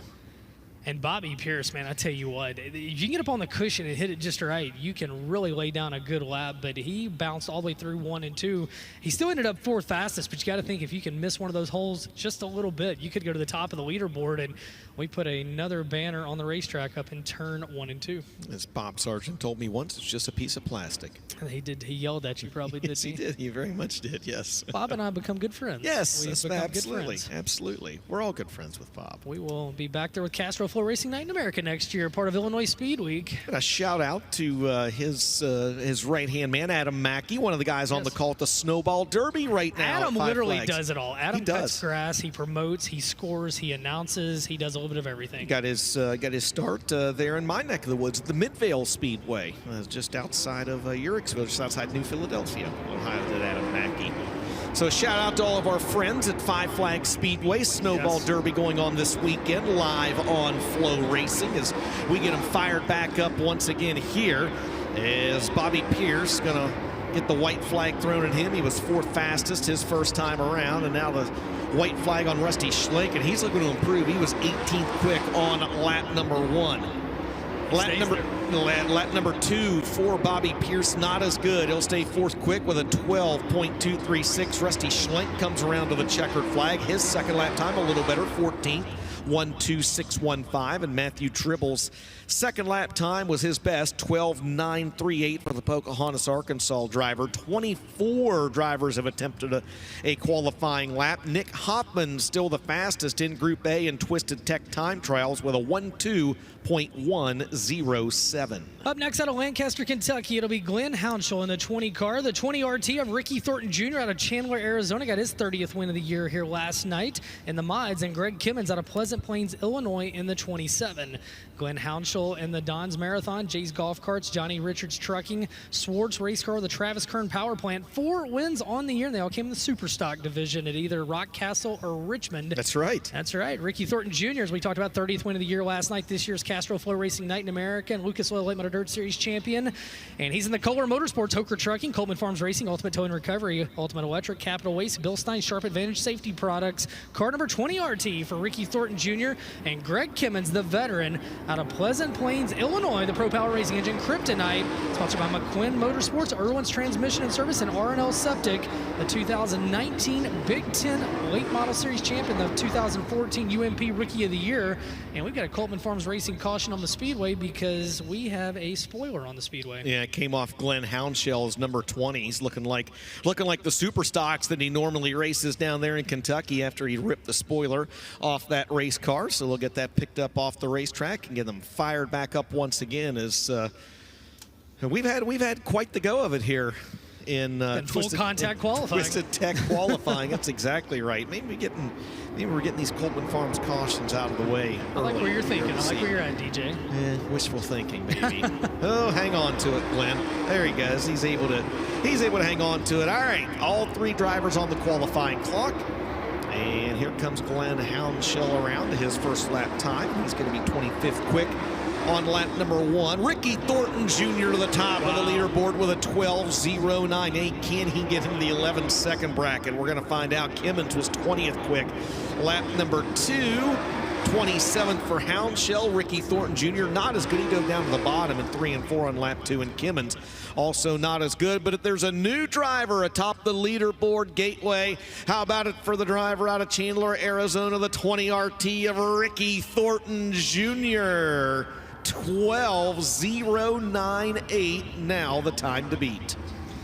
Coming up next, it'll be Zach Wohlers out of Cohasset, Minnesota. He'll be in the 71W, the 27E of Kyle Mixon out of Alton, Illinois. In the 19M of Causeyville, Mississippi, Spencer Hughes in the 19M.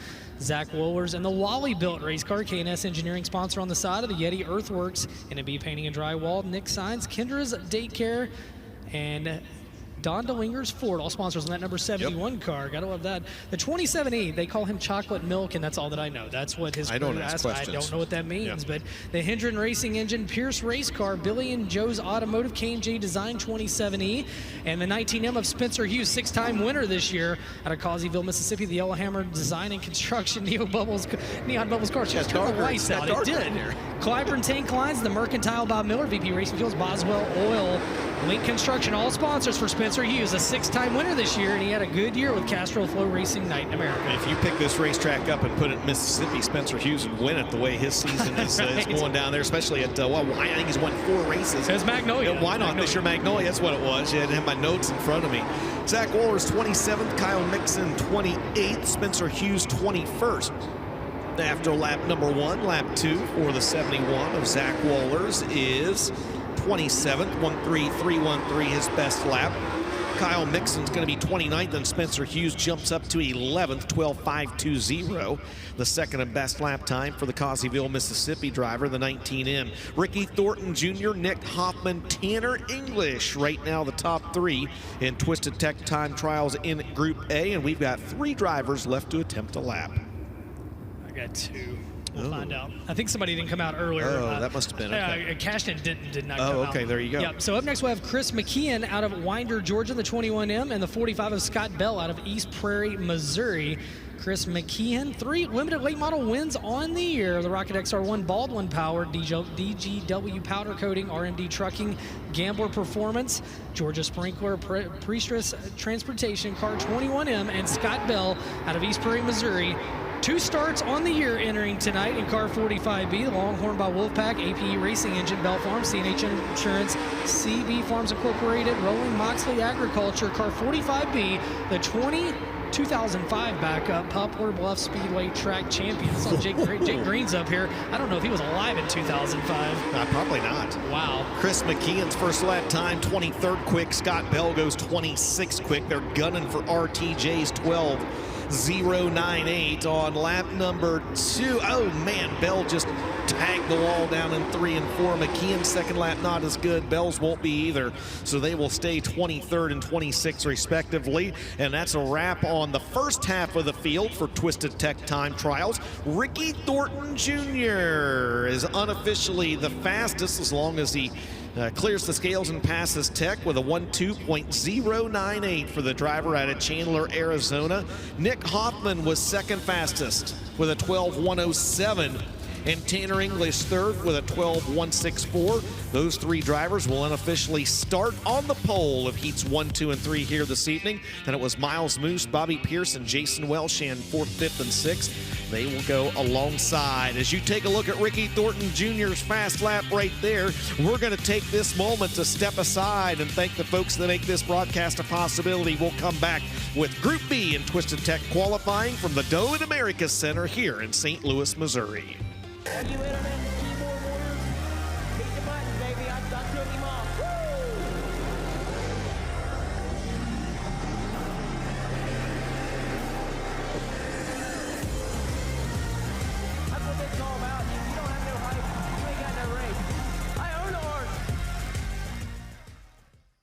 It rose from humble beginnings in the Valley of the Sun.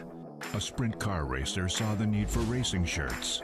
And now, the vision of Carl Korbacher has resulted in Arizona sports shirts helping racers across America spread their message. For the best custom designed shirts, hoodies, caps, koozies, and much more, go to ArizonaSportShirts.com. Be part of history. Arizona Sport Shirts, the original racing shirt. Flying A Motorsports has been providing the motorsports industry with the finest transportation equipment for over 35 years, offering an extensive range of new and pre-owned motor coaches, motorhomes, race trailers, car haulers, and more. Flying A is proud to be a premier dealer for Renegade, Show Hauler, Intech, T&E, Bravo, C-Tech, and more. Visit FlyingAMotorsports.com to view current and on-order inventory. Give yourself safer, smoother towing with Shocker Hitch. Choose from our best-selling air bumper hitches with over 10 ball mount attachments and up to 12.5 inches of drop. Or our air tongue mounts that give instant air ride towing to any trailer. For hotshot drivers, check out our Gooseneck Surge air ride towing hitch and shift lock coupler. For campers, our quick air fifth wheel camper hitches, making every camping trip smooth and safe. Got a bumper pull camper? Check out our air equalizer for weight distribution. Check this out and more at shockerhitch.com for safer, smoother towing. Shiny, clean, less sludge? Those chairs are for you, Rosa, because Rocket's still running like a dream thanks to you and the sludge-protecting power of Castrol GTX Ultra Clean. Castrol GTX Ultra Clean in, garage swagger on. You do a lot of hauling, and I mean a lot. That means you're prepared with a hitch for every job. So let's make this easy. Introducing the all-new Hitch Harness. Built for any vehicle, in any situation. A safe and secure way to store your vehicle receiver hitches. So say goodbye to rattling and damaged truck beds. Welcome to the new wave of hitch storage. Because it's not always about what you're hauling, but how you do it. Rolling through the sunrise, coffee in their cup. From the bustling city lights to the quiet county roads, the backbone of this nation, carrying heavy loads. Here's to the heroes on the highway, turning wheels to pave our way. Day and night they're out there moving, America's lifeline always proving. Flow College, it's here, Ben, and it is the ultimate college fan experience. You can head to flowcollege.com and watch more than 12,000 college sporting events from a dozen different conferences, all in one place. You're a sports fan, I'm a sports fan, and man, I love college sports. It doesn't matter if it's college football, college basketball, I love me some college volleyball as well. flowcollege.com is your home for over 12,000 different college sporting events. Well, a little bit of banner repair happening down there in turn number 1 and 2. And I agree. That's what I feel like every time the banner gets tore down. I feel the same way that little race fan does right now. How I felt after I saw my dirt draft, how my dirt draft team did last night. I mean, were you trying to do that bad? I would love to tell you that I was. But well, I'll tell you what, they're getting the racetrack ready. We've got Twisted Tech qualifying for Velocity late models Group B coming up. This will be heat races 4, 5, and 6. And you see a look back there, the JCB pit area cam, and man, tomorrow it will look like, as we said, Lollapalooza back there. There will just be thousands of race fans back there, and it's really cool. You have an ability to upgrade your pit pass, your grandstand pass to do a pit pass. So if you want to check that out, please do. Right now, Trenton Berry, I think you're going to make some big race fans. We're going to throw it to you. Well, it's close to Christmas, so without any further ado, we're going to give some stuff away. We've done this every single year. We're going to make our first run up into the grandstands. There's nowhere else I can start this besides the middle of turn 3 and 4. Now, to get started, we've got 3 American Racer t-shirts. I've got some O'Reilly Auto Parts hats. I'm going to have to go back and get them too. We're going to make multiple runs here. Here's the American Racer t-shirts. These are XL, so I got 3 of them. There we go. People are going to make some noise. Here's what I have to do anymore. I'm a man of the people. I love everybody. Here we go. We're going to be just like, I don't know, but I can't even look. We're going to go this way. Over here. Back over here. All right. Well, we're going to go on up here just a little bit more. And it's your lucky day. Hey, all right. Real quick, where are you from and who are you cheering for this weekend? I'm cheering for everybody. Attaboy right there. There we go. All right, Ben and DJ, I got some more stuff to give away as we roll on through the week. All right, Trenton Claus down there down in the bowl, and we're going to head over to Chris. Chris, what do you have? Yeah, guys, I got Nick Hoffman here. Nick, oh, so close. You sit there and tech for a long time. At what point do you start to think maybe, hey, we put down a lap tick and hang on? Yeah, I knew drawing early there definitely was going to help me with how it was getting rougher and choppier. I just kind of floated through that middle like I did last year and was able to go quick time last year doing that. And then I knew, those heavy hitters were pretty late. So obviously Ricky laid down a pretty good ripper there. But the nice part is I ain't got to fix my deck, and he's over there beating sheet metal. So we'll take her still on the pole of a heat race. That's the biggest thing, is put yourself in a decent spot. It's just been nice to get another one of them Twisted Tech bikes. How much fun did you have hanging out, working with Dad back in the race car last night? Yeah, it was really cool. The biggest thing is just come out here and have fun, and he was able to do that and, do a damn good job, too. I hadn't been in a race car for 22 years, never drove a 4-bar car or any of that type of stuff. So a whole different experience for him. He just, he said it for a couple of years that he wanted to do this deal, and we just, me and Cody were drinking one night at my bar and started writing some stuff up, like a little contract on a shop towel there, and put it all together. And I, made my promise come through there, and was able to build a brand new race car for him to come out here and race. And yeah, he had a great time, and get a decent shot at it tomorrow. Start close to the front, I think, at probably a C or whatever the case is, and he can make more laps. And that's the biggest thing, is just get back behind the saddle and make laps and get better. He got better every time he hit the racetrack last night, and luckily he raced last night with the way the track conditions were tonight. Tonight being rougher, more cowboy up, I definitely know he wouldn't want to do that. I was going to ask, Red, I know it was a different race car and the track was a little bit different last night, but how much did playing crew chief last night maybe help you going into today? Yeah, I don't know. Just, being able to sit and watch is more than anything. Watch a lot of them guys is where they made speed and stuff. And last night was obviously more my type of racetrack, but we'll give her hell tonight and do whatever it takes to win this deal. So, if I got to get up there and blow the deck out tonight, we're going to. We got everything to fix it. It's just a matter of doing whatever it takes to get the job done. Good luck. Thank you. Appreciate it. There you go, guys. Nick Hoffman, almost a quick timer there in Group A. All right, well, he was a prelim winner here last year. Guys, we are set for Twisted Tech Group B qualifying. Fantastic crowd coming in today. Your first qualifier is going to be TJ Janicek out of Hayes, Kansas. Derek Fisher out of Olympia, Kentucky in the 38, and Freddie Carpenter out of Parkersburg, West Virginia in the C4. Real quick, we'll head over to Trenton. All right, look at this crew that we've got right here. We've got Santa Claus, the Grinch, and we've got an elf right here. Oh, my. All right, so Santa Claus looks like he could maybe talk here just a little bit. We're going to go real quick. Who is on your nice list for racers that are here, Santa? Tanner English. Tanner English all the way. Tanner English all the way. There he is. A round of applause there for Santa, the Grinch, and the elf. Buddy the elf, get the Christmas tree. I want to see him lunge himself at the Christmas tree. That's right. All right, we're going to get set now. TJ Janicek out of Hayes.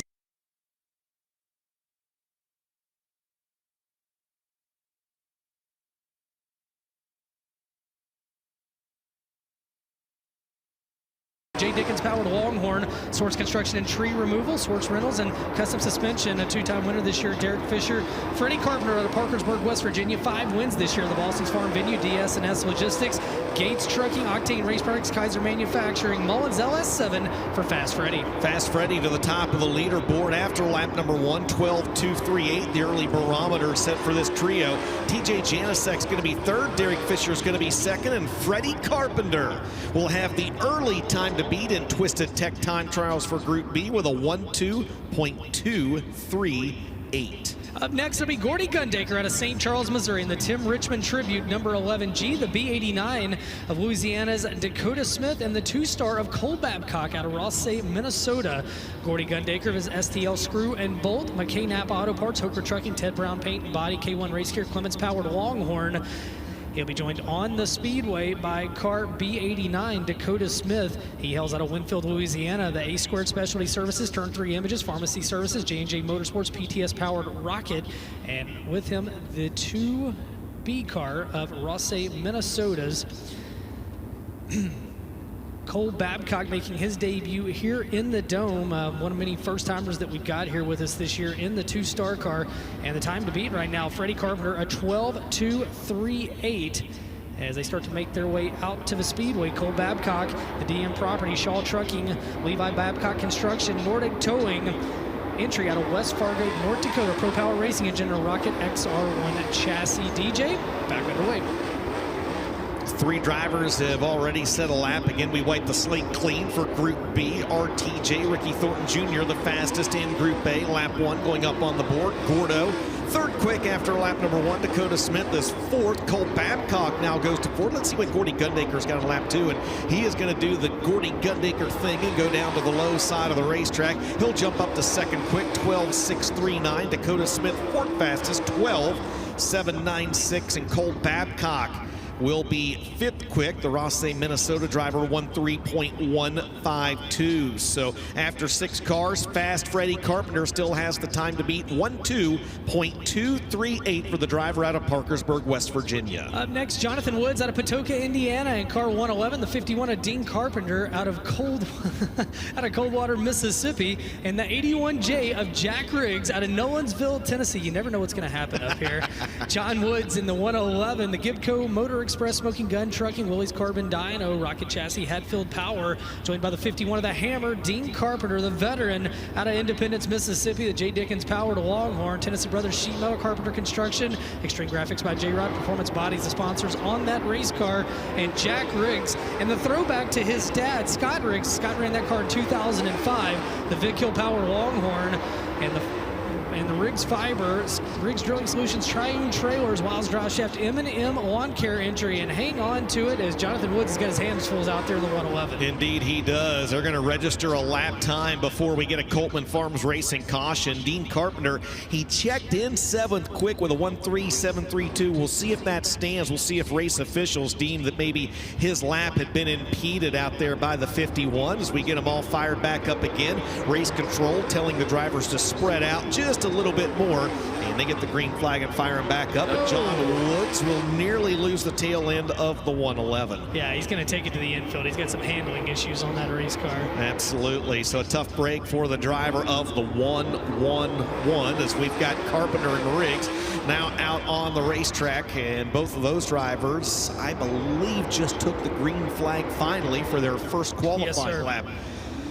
So lap number 1 going to go up for the 51 of Dean Carpenter. He'll be 5th quick. Jack Riggs going to check in 4th fastest, and 2 drivers on the track, and of course they're both on the same straightaway on a 1/5 mile racetrack. I mean, we wouldn't have it any other way. 2nd lap time for Dean Carpenter is 6th fastest. 2nd lap for Jack Riggs. He will stay 4th, and after 9 drivers now, Freddie Carpenter still the time to beat, followed by Gordy Gundaker and Derek Fisher. Up next, coming to us out of Verdigris, Oklahoma, Jordan Barbie in the 2B, the Lil 91 of Carter Schlenk out of McClure, Ohio, and the 88 of Dustin Rollins out of Princeton, Kentucky. Oklahoma's Jordan Barbie in the Extreme Graphics, CNN Masonry, Jason Lindsay Body, Sputter Steakhouse, Brown Supply Company, Modco Powered Longhorn. And again, we'll talk about him a little bit later. He's had quite the weekend here. Meanwhile, the 91L, this will be Rusty Schlenk's son, Carter Schlenk, 14 years old, Superior Glass and Mirror, Signer European Mounts, Terry Heinrichs Auto Group, Crossbuck Construction, Hilliard Heating and Air, Porter's Pond Foundations, Butler Motor Speedway, and All-Star Performance, all sponsors on the Steve Marquis Powered Domination race car for the 14-year-old. And the 88 of Dustin Rollins, as DJ said earlier, had a big year. The driver with 16 wins and picked up his 2nd Paducah International Raceway Track Championship. And the Rollins Auto Repair, Goat Ridge Farms, Capital Electric, Wingo Racing Engine, Black Diamond for Dustin Rollins. Goat Ridge Farms, not the Goat Farm Posse. No, don't, yeah. What if don't we get had the Rickmans fired up. No, exactly. Jordan Barbie 7th quick, Carter Schlenk 4th, good lap for the youngster Dustin Rollins is going to be 9th fastest. Second lap time for Jordan Barbie. 4th quick, good lap, 1:2.672. Carter Schlenk, second lap time, second fastest. How about that? 1:2.631 for the 14-year-old, and Dustin Rollins' second lap time is good enough for 9th quick. Right now, Gordy Gundaker third. How about the 14-year-old Gateway? Carter Schlenk, second fastest, a 1:2.631, and they are all still 4/10 behind the fastest ponytail fast, Freddie Carpenter, with a 1:2.238. It's got to be the new transmission or Evel Knievel on the side, maybe both. Up next will be Brendan Smith out of Dade City, Florida, in the 17SS, the 219 of Gavin Cowan out of Rincon, Georgia, and the M5 of David Scott Jr. out of Grover Hill, Ohio, or Paulding, Ohio, whichever you prefer. Brendan Smith of Big Daddy's Cattle, Total Claim Source, Plum Crazy Plumbing, Jim Pacino Trucking, Skipper Smokehouse, Durham-powered Rocket XR1, finished third in this year's Rookie of the Year battle with the Lucas Oil Series. The 219, Gavin Cowan, talented young driver out of Rincon, Georgia, the Supply Chain Management, Wise Forest Products, Willie's Carburetor, Race Fan Air Shock entry for the 2024 Southern Nationals Rookie of the Year. And hang on, the M5 from Dustin Jarrett's neck of the woods, David Scott Jr. out of Ohio, bouncing off the concrete. Pro Power Racing Engine, Black Diamond, All-Star Performance, Emily Scott, Wands Unlimited, Rockstar Energy Drink, and Romer Machine, all sponsors for David Scott Jr. And DJ, we've got a Coleman Farms caution. Yeah, I think David Scott Jr.'s got some handling problems on that M5, man. He's having just a whale of a time trying to turn that car in the corners, and it looks like, yeah, he's going to make the hard left-hand turn into the infield, leaving us with 2 drivers out on the racetrack. Gavin Cowan, worth noting, was 6th fastest. He did register a lap, 1:2.719.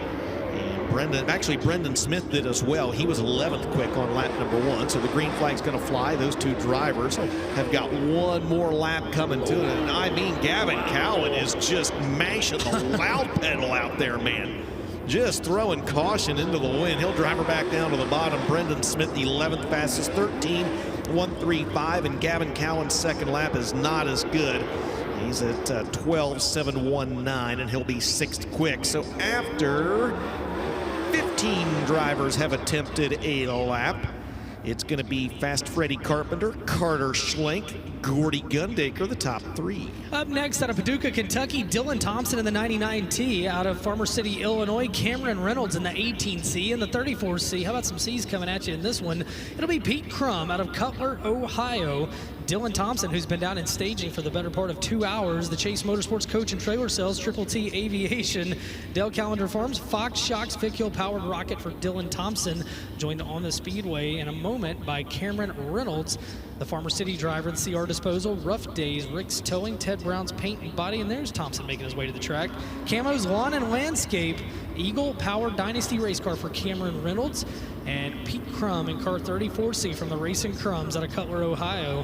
Kryptonite Race Car, Delbert Crum Racing Engine, the Crum Concrete and Excavating, Allen Stone Builders, Lock, Stock and Barrel, MSR Marina, Sean Donahue Trucking, all sponsors for Pete Crum, who ran a limited schedule in 2024. Well, we're going to see what these drivers have as we have lost Cameron Reynolds. He's still with us. He's still with us. He does a 360 and just keeps right on going, but it's just enough to bring out a Coleman Farms Racing caution flag. So I feel like tonight that Twisted Tech qualifying has been a little more tumultuous than what we saw last night. I did not have tumultuous on my bingo card, but you're absolutely correct. You could win scrubs with that. You certainly could. It's been challenging. I don't have quite that. I don't have quite the dictionary that you do.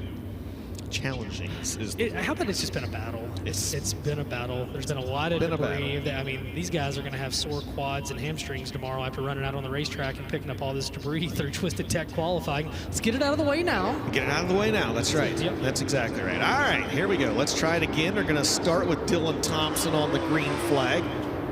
And Dylan Thompson got a good run. He's a full straightaway ahead of Pete Crum in the 34C. I mentioned a limited schedule, more of a limited schedule for Pete Crum this year. A regular down there at the Skyline Speedway, the Jeff Burdett promoted facility in Guysville, Ohio. Dylan Thompson, 11th fastest on his first lap. Pete Crum in the 34C. He'll go 10th quick on lap number 1. And the first time around for Cameron Reynolds, 16th. Dylan Thompson's second lap, a little better, but he stays 11th, 1:30.19. Pete Crum off corner number 4, stays 10th quick, 12:827 his best lap.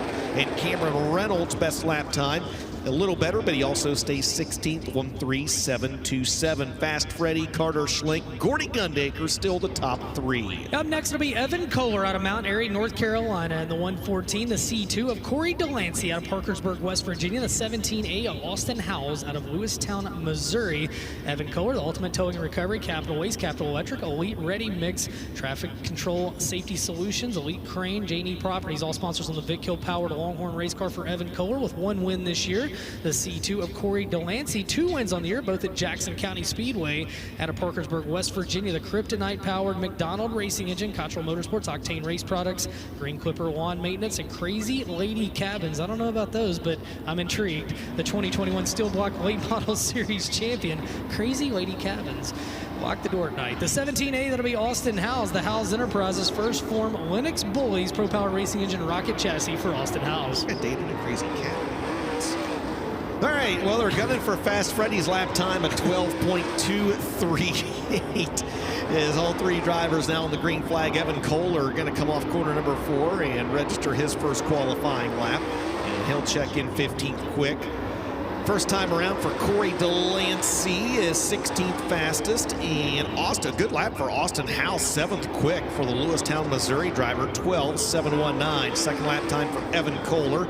He'll be 16th, not as good. Second lap for Corey Delancey. He is now 16th, 13.243, and Austin Howells' second lap, not as good.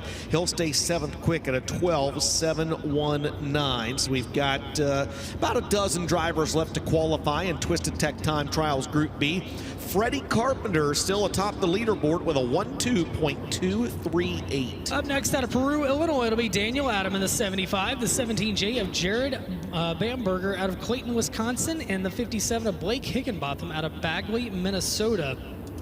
Daniel Adam, the RLM Enterprises Mobilization Funding LLC, Justin L. Langdon Electrical Contractors, Razbones Towing, Shepherd Synthetics, Trix Utility Services, and Restore Warehouse, all sponsors on the Pro Power Racing Engine, Rocket XR1. Jared Bamberger out of Clayton, Wisconsin, the Pasco's RPM Power GRT, B&J Trucking, Shep's Dairy, Norwest Farms, Big Moon Tavern, all sponsors for Bamberger and Car 17J, and the 57 of Blake Higginbotham. He makes his way out to the speedway. We saw Nathan yesterday. He's out of Bagley, Minnesota. The MB Custom Ben Adams Racing Engine, Higginbotham Trucking and Directional Drilling, the Cutting Edge 57B. First lap time for Daniel Adam is good enough for 17th fastest. Jared Bamberger is 21st, and Blake Higginbotham is 19th quick on lap number 1. Lap 2 for Daniel Adam, who got a Mars win, his first career Mars win earlier this year. A tick better, 17th quick, 13.300. Jared Bamberger is going to be 22nd on his second lap time, and Nathan Higginbotham will lose. His brother Nathan raced last night. Blake racing tonight, thank you.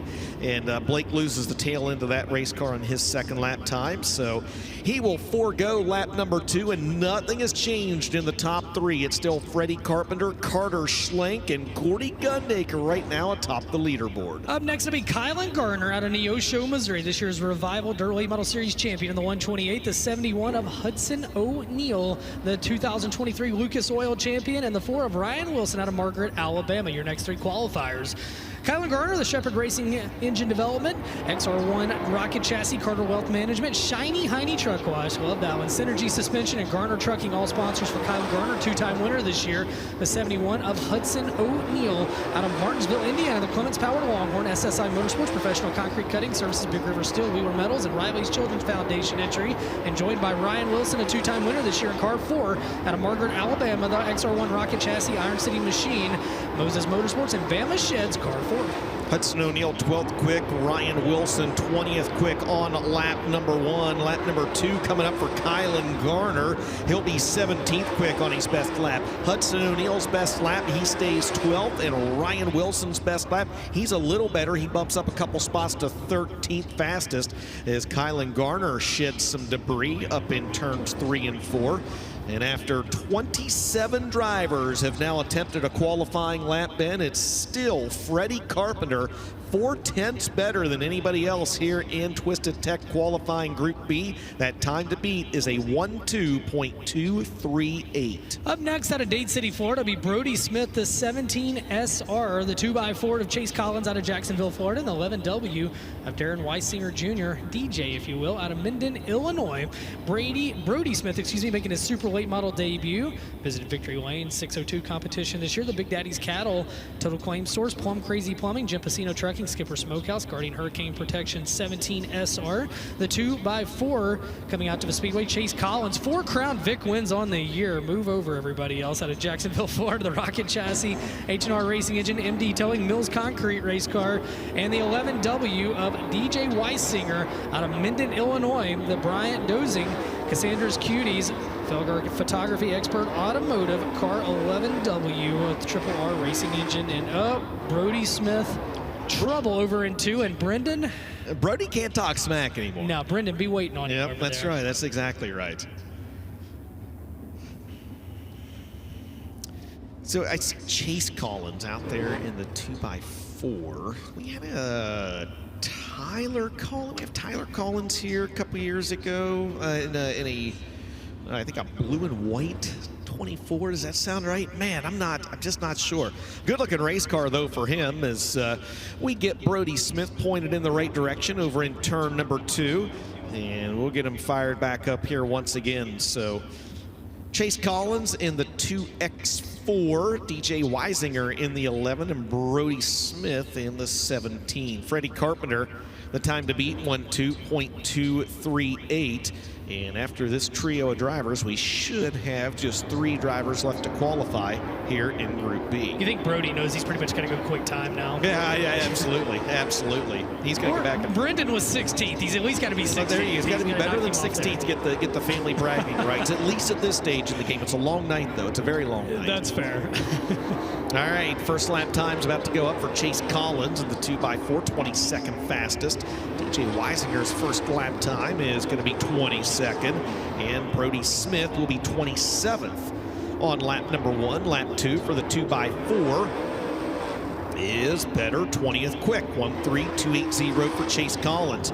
DJ Weisinger's second lap is 23rd, 1:3.358, and Brody Smith jumps up a couple spots to 24th with a 1:3.656. So with just 3 drivers left to qualify in Twisted Tech time trials for the Velocita Super Late Models, Freddie Carpenter in that very first group has outlasted everybody else. His lap of 12.238, trying to hold up for 3 more drivers here in Group B. It'll be Troy, Missouri's Chris Fetter in the 15F, the 128N of Lula, Georgia's James Nash, and your final qualifier tonight, Brandon Carpenter out of Coldwater, Mississippi in the 51B. Chris Fetter, the F&S Collision Repair Center, Kircher Racing Engine, Kaiser Wheels, Rocket Chassis number 15F, the 128N of Georgia's James Nash, Savage Chassis with a Wham Bam Sam Racing Engine, Helton Graphics Competition Racing Equipment, David Smith Racing Carburetors, 128, and Brandon Carpenter, one-time feature winner this year. That came at Riverside Speedway a few weeks ago. Out of Independence, Mississippi, the J. Dickens powered Rocket Chassis, the Timpson Brothers Sheet Metal Carpenter Construction, Performance Bodies, Extreme Graphics by J-Rod Car 51B. That's your final 3 qualifiers of the night and of the weekend, the Velocita Late Model Division. All right, we'll see if anybody's got anything for Fast Freddy. James Nash does not, Fetter does not, and Carpenter does not on lap number 1. Lap 2, we'll see if anybody's able to improve. Second lap time for Chris Fetter, 24th, 13.472. Oh, man, and James Nash. Wham Bam Sam. Yeah, he wham bam Sam'd the inside wall there just a little bit, and he's going to forego his second qualifying lap as Carpenter, I don't know if he got a second lap in or not in the 51. Let's take a look here in my race pass. I don't think that he did. Not. I think he's got one more. He's got one more coming to him. And Brandon, Dean rather, that's Brandon on the track. Dean was 10th quick. Yeah, so there you go. Yeah, right now, so father and son battle here. Brandon's got to pick it up, or your old dad's going to let him hear all about it when he gets back to the pits. Well, we're going to find out here as the white flag's going to fly on the 51 of Brandon Carpenter. And he over-rotated a little bit down there in turns 1 and 2. Dear old dad's lap time was a 12.813. We'll see what Brandon's got coming off corner number 4. His second and final qualifying lap, 25th quick, 1:3.482 will be his fastest lap time. And that's going to be a wrap on All-Star Performance Time. Excuse me, I'm at the wrong series on Twisted Tech. Twisted Tech qualifying for the Velocity Super Late Models. And Fast Freddie Carpenter gets it done in Group B here this evening at 12.238. And as long as that time holds up, he will start on the pole in heat race number 4. How about the 14-year-old Carter Schlankman, second quick with a 12.631, and Gordy Gundaker third fastest with a 12.639. Those three drivers will start on the pole of their respective heats. And joining them, Derek Fisher, who was fourth quick, Jordan Barbie a good lap. He was fifth fastest, and Gavin Cowan was sixth quick. Modifieds coming up next. Summit Racing Equipment mods, before they make their way into the Dome at America Center, we're going to make our way out for a set of commercial breaks. Don't go anywhere. When we come back, Summit Racing Equipment Modifieds on the track. It's the Castrol Gateway Dirt Nationals presented.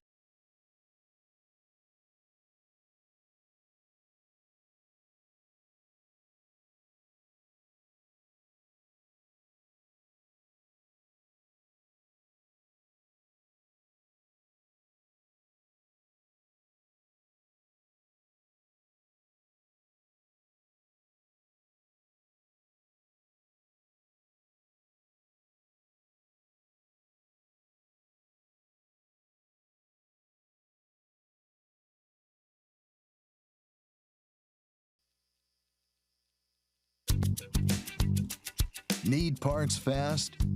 We got fast. Need them now?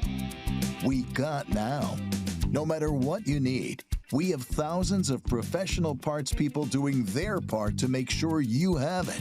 We're O'Reilly Fast. Just one part that makes O'Reilly stand apart. The professional parts people. O'Reilly Auto Parts. It's time to rev up the waves to the fast tracks and sun-kissed backs where speed meets serenity at the shores. It's the third annual Clash on the Coast presented by IMCA TV, February 23rd through March 1st at the Northwest Florida and Deep South Speedways. It's 4 nights of racing and one great day on the beach. See some of the best IMCA modified and stock car racers try to hang 10 and take home a surfboard. Registration is now open and all information is available at theclashonthecoast.com. Close Racing Supply in Eldred, Pennsylvania has been in business since 1996, serving the motorsports industry with quality parts for dirt late models, modifieds, and stock clip race cars. In stock are parts from top manufacturers like All-Star Performance, Weir's Machine, Sweet Manufacturing, Winners Performance, Willwood Brakes, and many others. CRS is also home of CRS Race Components, providing top quality suspension parts. Orders are shipped out daily using UPS, FedEx, and truck freight. Find out more at closeracingsupply.com. What does it mean to be built with Summit?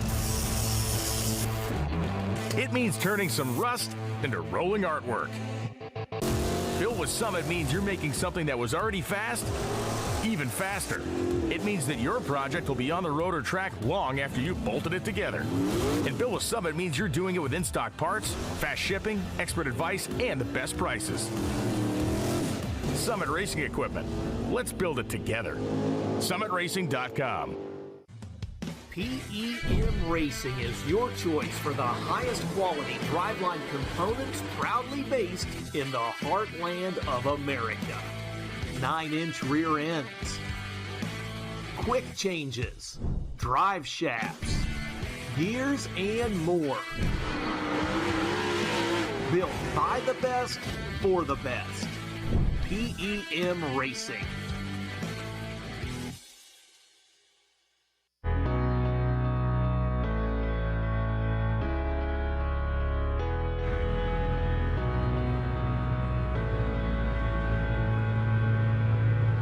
Welcome back to the Dome at America Center for the Castrol Gateway Dirt Nationals presented by O'Reilly Auto Parts. Ricky Thornton Jr. back again, but tonight you get a Twisted Tech bike.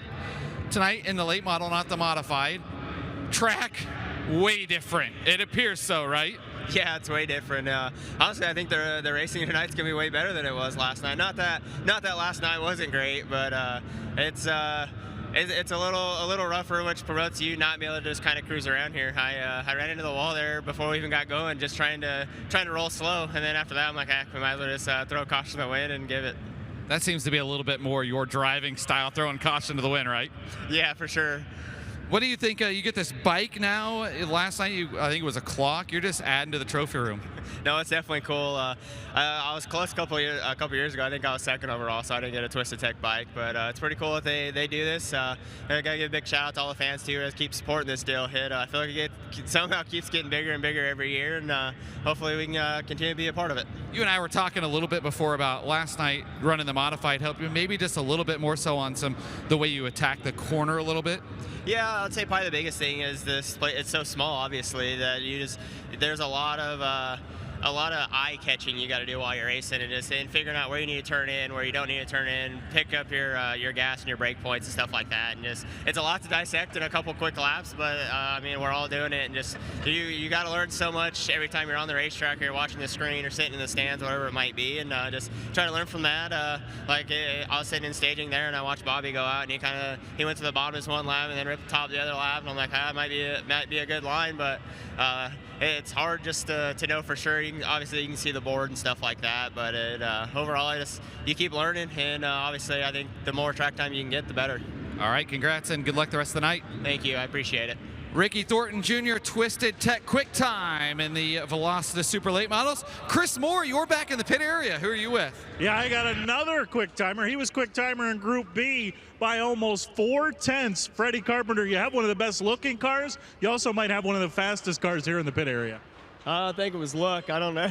No, I decided I was going to go out there and throw one lap away on the bottom and then give it hell on the top. So I went around the bottom and it felt really slow, so I thought I better get to the top, and I got up there. It was like riding a bull, so it was a good thing that first lap was a good one.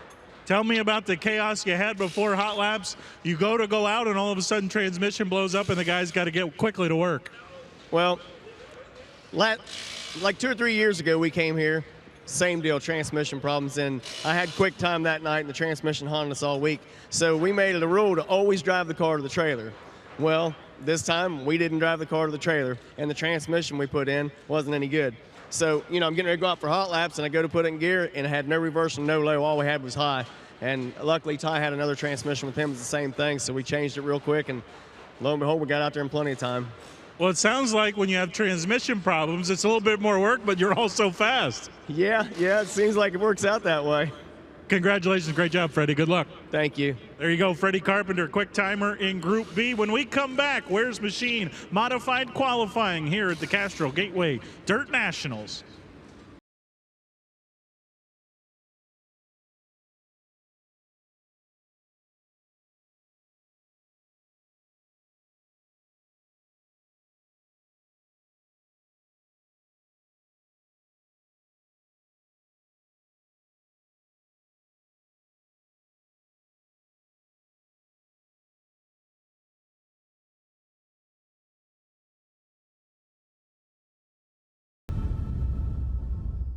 It rose from humble beginnings in the Valley of the Sun. A sprint car racer saw the need for racing shirts.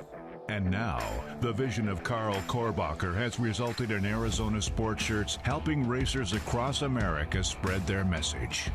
For the best custom designed shirts, hoodies, caps, koozies, and much more, go to ArizonaSportShirts.com.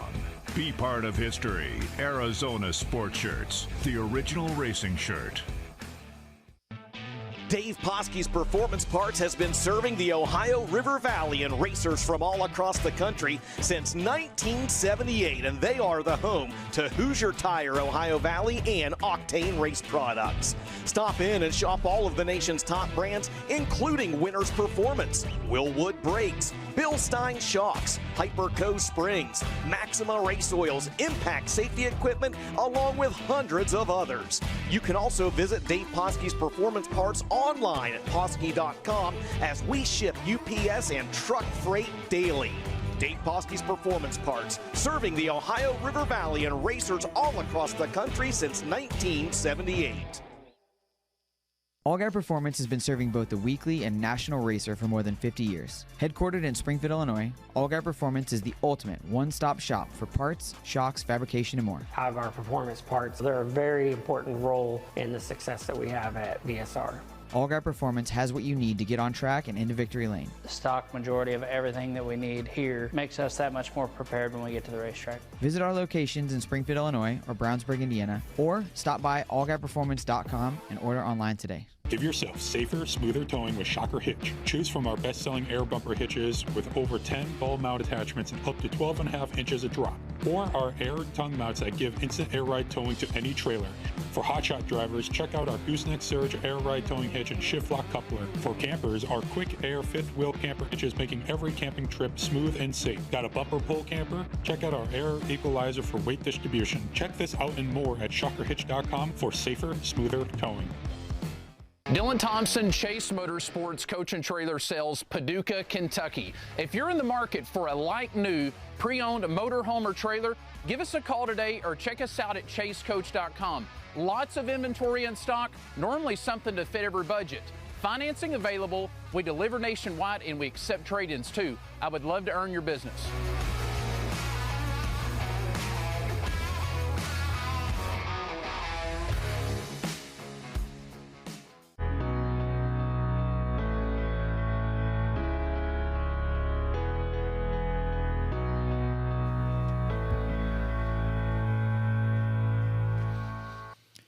Well, you know what I brought with me here this weekend, Ben, because it's cold? I'm going to tell you anyway, just like Larry Shaw would. I'm not going to give you an opportunity to answer the question. New FloRacing merchandise is that red hoodie that's right there on the left side. I just got that one. I saw our very own Patrick Davis with that on yesterday as well. That's right. You can get the same swag that we have. You cannot get that. You also can you get the Wonder Woman outfit? You can't get the championship belt, that she's got on there as well. But no, shopflowsports.com. You can scan the QR code as well and get all the great merchandise that we have also. Hey, don't forget as well, after modified qualifying, opening ceremonies tonight, a new tradition starts as we let you, the fans of the Castrol Gateway Dirt Nationals, sing the Star-Spangled Banner. So we need your enthusiasm. We will need your vocal cords. We'll have someone help guide you as well. But get ready for that as a new tradition starts a little bit later on tonight as we send it back pit side to our very own Chris Moore. Thank you, DJ. Have maybe on his way to being a new Dome darling. Carter Schlenk, 14 years old, young man. How about that? You go out second quickest. What do you think? I don't know. I thought I was going to go out there, be last, run the back of the pack, but I'm starting on the pole the fifth heat. So it's a dream come true. Since the first time I've been here, my dad won. I've always wanted to race this place. It's so cool. The atmosphere is unbelievable. Tell me now, right, 14 years old, this has got to be unlike anything you've ever done running a super late model, but then to be doing it at such a unique venue and such a unique event like this, is there anything you can recall in your racing history that this compares to at all? No, this is a one in a lifetime track. It's unbelievable how good they put this track together every year. I don't know. I'm still surprised I got second quick, but this track is awesome. What changes now, right? You just said you came here thinking you were going to last, back of the pack. Now all of a sudden you're starting to pole the heat race. What changes for you now when you get out on the racetrack for your heat? Definitely need to be conservative with the car. Still got all the decking pieces from the last week when I raced, but you just got to be calm and run your race. Good luck, buddy. Thank you. There you go, Carter Schlenk. Like I said, guys, maybe on his way to a new Dome darling, the 14-year-old. Well, Rusty told me the other day, he said we're on the same night, but Carter's group seems a little easier than ours, and I think he's going to do better than me. And I told Rusty right out of the gate, don't make excuses. And I tell you what, Carter's looking strong there. That is all I want for Christmas is a 2025 Dome invite. Who is that? Okay, Who's here's trying what to I get a want. dome?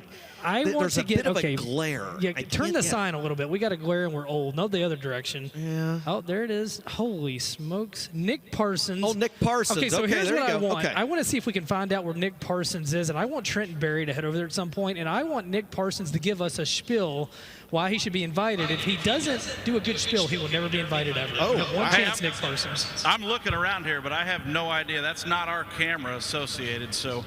Well, we're going to find out. We're going to find out. We'll relay it to We'll you. get you there. Absolutely. All right, let me know. Yeah, get ready, Nick Parsons. You got one shot at glory. And by the way, if you would like an invite to the Dome in 2025 and you run a modified, let Ben Shelton know. Text He can Ben. help. Yeah, text Ben. He can certainly help with don't that. do it. Yeah, Nope, don't do absolutely. that. Text Ben Shelton, and if you would like Ben's number, just shoot a message to Blake or I. We can get that to you. We're And, men he can of help the people, coordinate. DJ. We are men of the people, absolutely. Blake, how's the track looking down there? Not a wholesale track prep session, but they've churched it up a little bit. RTJ and I were talking about it off the mic there before the interview and saying how it feels like a track that we're used to in years past, where it's a little bit softer when you walk across it, and that's what we're used to here at the Dome. So I'm interested to see what these modifieds do to the racetrack, because in years past when the modifieds get out here, that's when you can visually see the track change. So we'll see what the modifieds do and how the track changes, because it is a little choppier out there. I'm interested to see. Trenton Berry, you know a lot about the modifieds. Well, we are. And by the way, those people that were on the Jumbotron, were they at SeaWorld? They were in the Because they were in the splash splash zone. Meanwhile, Trenton Berry, down to you. Nick Parsons, I hope you brought your A game and go. Here it is, Ben. You asked and you shall receive. We got the sign right here in the background. Some good folks right up there pointed us in the right direction. You're looking for a Dome invite. Listen, I don't want to take too much credit here, but I've had good luck helping with Dome invites from previous interviews. So this is kind of like, if you're a college basketball fan, this is one shining moment, buddy. Shoot your shot right here. I don't know, man. I got a body guy that loves to straighten out sheet metal. We can, I don't know. We'll make a good show one way or another. I can promise you that. If you have a choice to run, now listen, this is a 50-50 shot, but you have one right answer. If it's all on the line and you have to run the top or the bottom, if you get an invite, where would you run next year? I'm clearing the fence out of this place, buddy. I will run the top all day. There it is, right there. No, so let me tell you what he just told me. He's not getting an invite. We have enough downtime for clearing the fence out. Nick, you had one job and you failed, buddy. Anybody that comes in and says, I got a good sheet metal guy, I'll clear the fence, you've been disqualified from eligibility. Sorry, but thanks for being here. He's down in crazy Martin country, too. I don't know where. Martin's somewhere down in this neck of the Whoa, sea. hey, listen, I did get a Crazy Martin update just about 10 minutes ago. Blake, I have to tell you, Crazy Martin, he's moved. Where is he? No. He has maybe entered the witness protection program potentially for the Dome. I have a location. I don't want to give it away, but whenever you're ready for Crazy Martin, you guys just kind of let me know. Well, all right. When Trenton started down that path, I was going to say he's entered the wet T-shirt contest. I thought and I was like, yo, Crazy Martin, no. I was thinking he wasn't the mayor of Ogden, Iowa anymore. Well, he is Jerry's stepdad. He is Jerry's stepdad. That's right. Yeah, so he's Blake's uncle too, by the way. Hey, look at that. There are some messages up there for Gateway Gossip, by the way. Boy, I hope nothing bad comes up when they got the camera on that, because I have seen a few of those that are... What can go wrong? CFR's favorite meal is leftover. So, Ben, you know a little bit more about that than I do, I think. How do you get a message up on that video board? You can go to gatewaydirt.com/Gateway Gossip. There you go. Gatewaydirt.com/Gateway Gossip. If you have birthdays, if you have anniversaries, if you're having a divorce party, and by the way, I just want to tell. Oh man, Jason. Yeah. Well, they censored that one for us at least. Which Jason do you think? Well, That's not how you spell Babby. Jason Schoenberger, it's an ass. Yeah. What do you There think? you go. So right there, if you want to get something on the ribbons, gatewaydirt.com/Gateway Gossip. You can do that at home. I think it's $40, and you know what? It's anonymous, which is even better. Well, I don't know why they censored out the word birch right there. That just doesn't make sense to me. I also want to tell all you guys I hate you right now. I have had a dozen modified drivers send me a text in the past 10 minutes wanting to know how they get invited. Have they? I really hate you all. It's just the season. Really, I had nothing to do with that. Look at this. I hate Look at that this. for you. Yeah. Look at this. Look at all Well, and if you don't have Ben Shelton's phone number, it's 901-335. No. Trenton, down to you. Oh, qualifying's underway, J-Man. Where's machine qualifying for the year? Summit Racing Open Modifieds. Bone Larson, the Kelowna, Illinois B1 machine there, the old Tammy Current, or Marcia Current, owned by Current Race Engines, 2021 IMCA National Champion, 24 Clash on the Coast Champion on the clock there out of Waterford, Pennsylvania. That'll be the 44 of Dave Hess Jr. Dave Hess Jr., they're looking for first lap time. Going to be quick with a 13.295 and the Herm. Herm's already starting to knock the deck out of that thing. Kenny Wallace, Pride of St. Louis, right there. Dave Hess going to be quick on the first deal, the first run, but he is going to leave top of the speed charts. Kenny Wallace, a 13.131. The Elite with the Mullins, Jake's Performance, Low Voltage, Saloust, and Southern Country Customs, Priority Aviation, Atwell Exterior Services, PSM Crown Equipment, 120 dirt wins, the 05 Prelude to the Dream. He's got a big resume on that 36 car. Speaking about a big resume, there is a two-time Wasota modified and late model champion, old TP. That is going to be the one TPO of Tyler Peterson out of Hickson, North Dakota. As he makes his way there. He was a Friday night prelim winner last year, a multi-time, multi-class IMCA national champion from Beatrice, Nebraska, the 30 of Jordan Grabowski. Jordan Grabowski there in the 30 and whooped up in the creek down here in turn 3 and 4 is the 6 car of Newton, North Carolina's Ryan Ayers. Ryan Ayers in the 6. Kenny Wallace still going to stay on top there. Tyler Peterson going to move to the number 2 spot on the clock.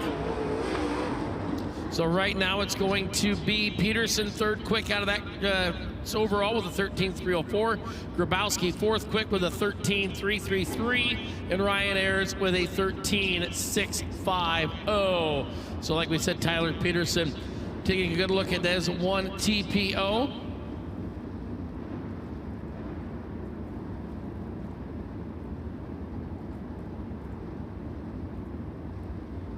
Picking up some debris up off of the racetrack there.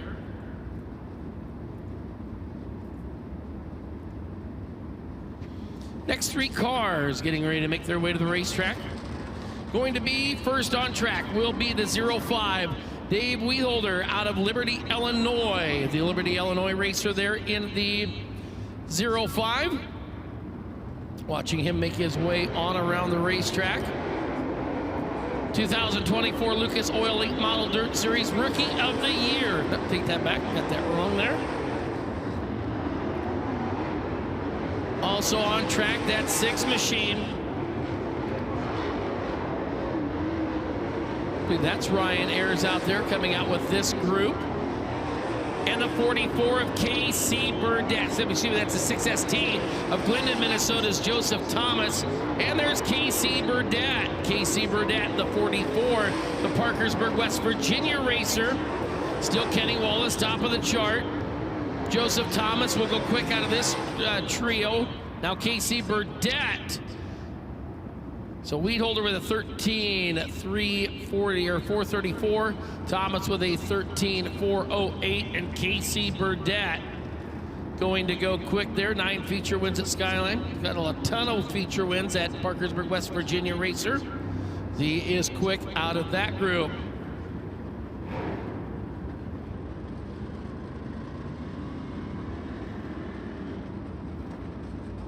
Next group coming to the racetrack going to be led on by that number 14 machine. Of course, is Rick Canoyer, the Wentzville, Missouri racer with the impressive race cars, the 2024 Missouri and Illinois regional champion, and 6th in the UMP national points. The 14 is Rick Canoyer.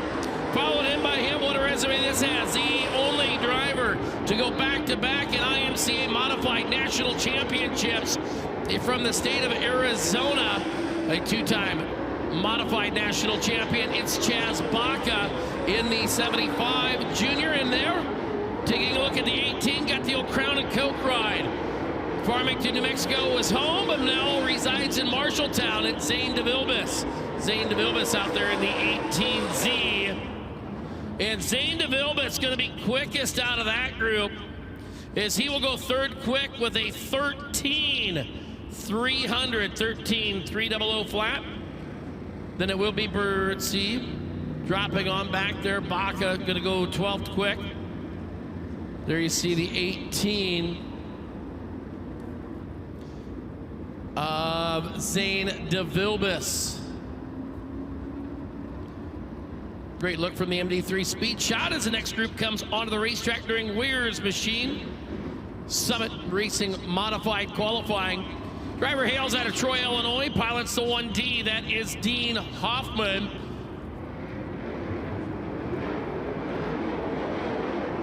Dean Hoffman on track to the Troy, Illinois, 200 plus feature wins in the 2023 Pepsi Nationals champion.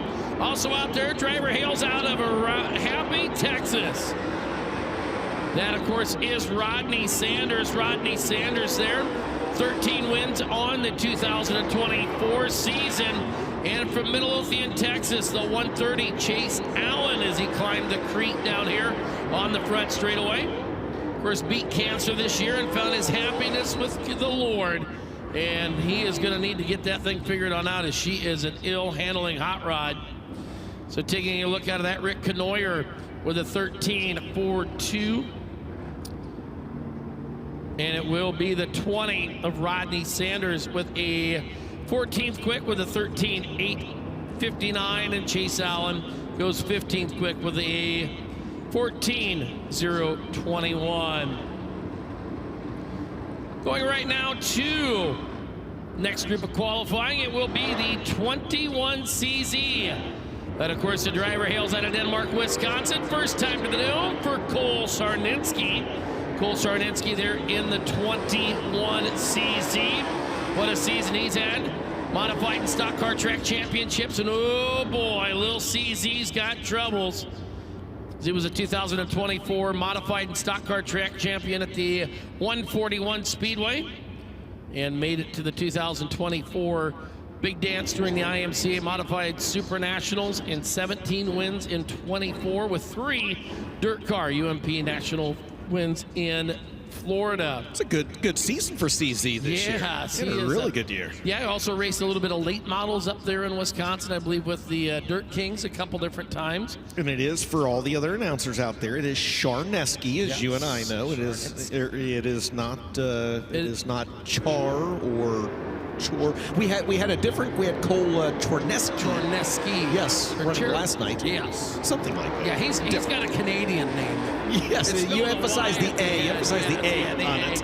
Also out there, the 10Y, the Crafton, Kentucky racer, Trent Young. Trent Young out there. And the 19 is Tom Berry Jr. Tom Berry Jr. Trent Young going second quick. Young will move to the runner-up spot in the speed chart. As checkered comes out, Tom Berry Jr. going to time in 6th quick with a 13.324. And the driver has competed in all Gateway Dirt National Modified events, 3-time American Modified Series champion, 8-time in the 2024 UMP Southern Region Modified champion. Got the long arm with a Spec Racing, JWS Logging, HB, and Contracting, Dogwood Funeral Rentals, Owens Construction. 10Y goes to the top of the speed charts. He's your quick time so far right now with a 13.006 for Trent Young. Hey, Jerry. Hey, Blazy. Do you think there is a driver in the country that ran races than Cole Jarneski? There might be one. 160 races this year, 118 top 10s. Yeah, I mean, there might be, you know, in the words of old Foghorn Leghorn, 3 or 4. On the track now, gonna go into our next group. It is going to be the Maysville, Kansas racer. The 8 is Jimmy Lennox Jr. Jimmy Lennox Jr. there in that 8 tier, which is a J3 on the side of the car.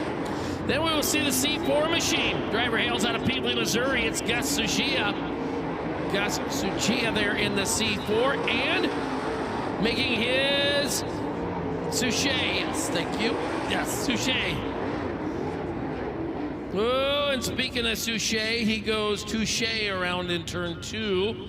And also out there, first time to the Dome, the 24C of Jim Chisholm. Jim Chisholm out of Osage, Iowa. Gus will get turned on around. Of course, the 2024 US MTS champion, the inaugural Mod Wars 100 winner, and a 2-time Fall Jamboree champion. Makes his first appearance to the Dome. Had a good chat with him back there in the pits before the races. Pretty excited to be here at the Dome. And we're going to see his time right there. Going to need to pick up some speed in that 24C as he's 17th quick for Chisholm. Jimmy Lennox. Believe Lennox is going to have to maybe swap a transponder out, not getting any time on Lennox.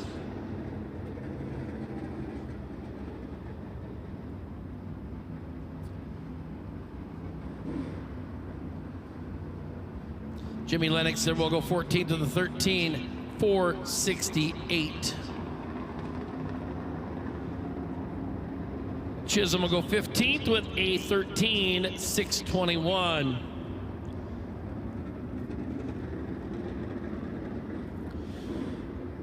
Next 3 scheduled to come to the racetrack as the 3 make their way off. Was supposed to be last night, but had some troubles, moved it to tonight.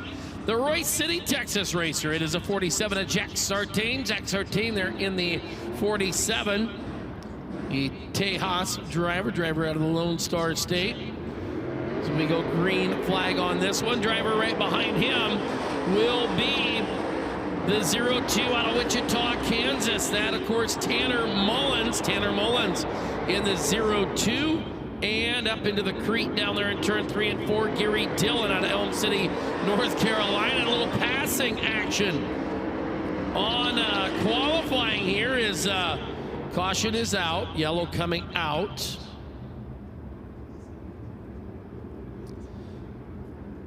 So Jack having trouble there as Mullins was coming there in the 02.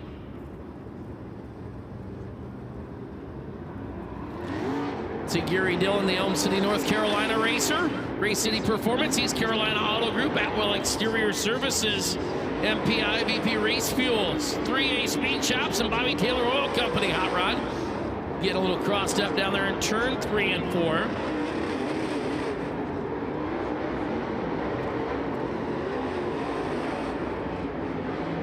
Tanner Mullins going to go 8th quick right now with a 13.47. 13.347 Mullins there. Sartain with a 14.458. We'll see if Mullins' second time is better. Yes, it does. Takes him to 8th. Tanner Mullins with a 13.347.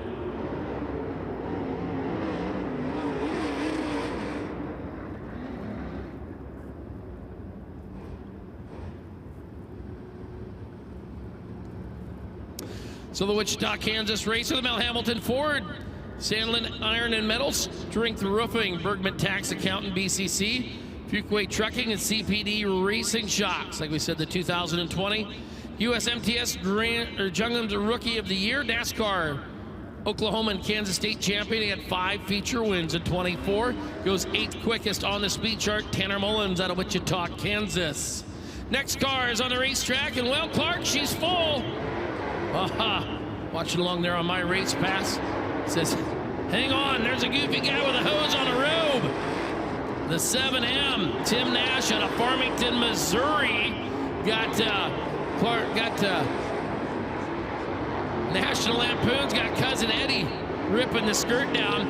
Look at this guy, a 3-division Super Nationals champion. 2024 was good to him.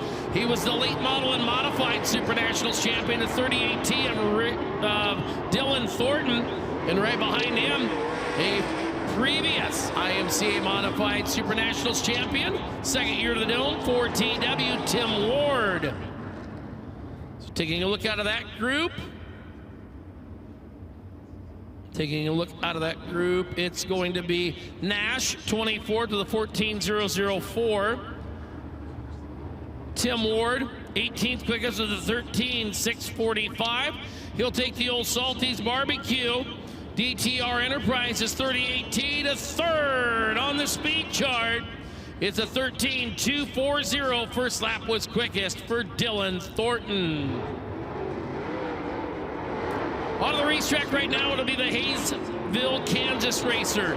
That will be the 65 machine of Tyler Davis. Tyler Davis in the bottom race cars, Mullins machine, 3 feature wins in 2024 at 81 Humboldt and Lucas Speedway. There's 2 cars making it on the call there, as we'll separate these last 2 out there. And then also on the racetrack, the Newport Nightmare, Jimmy Owens, and the LG2 Vic Hill. Hot Rod there in the 20 car. 65 of Tyler Davis going to go 16th quick with a 13.450. 13.450. And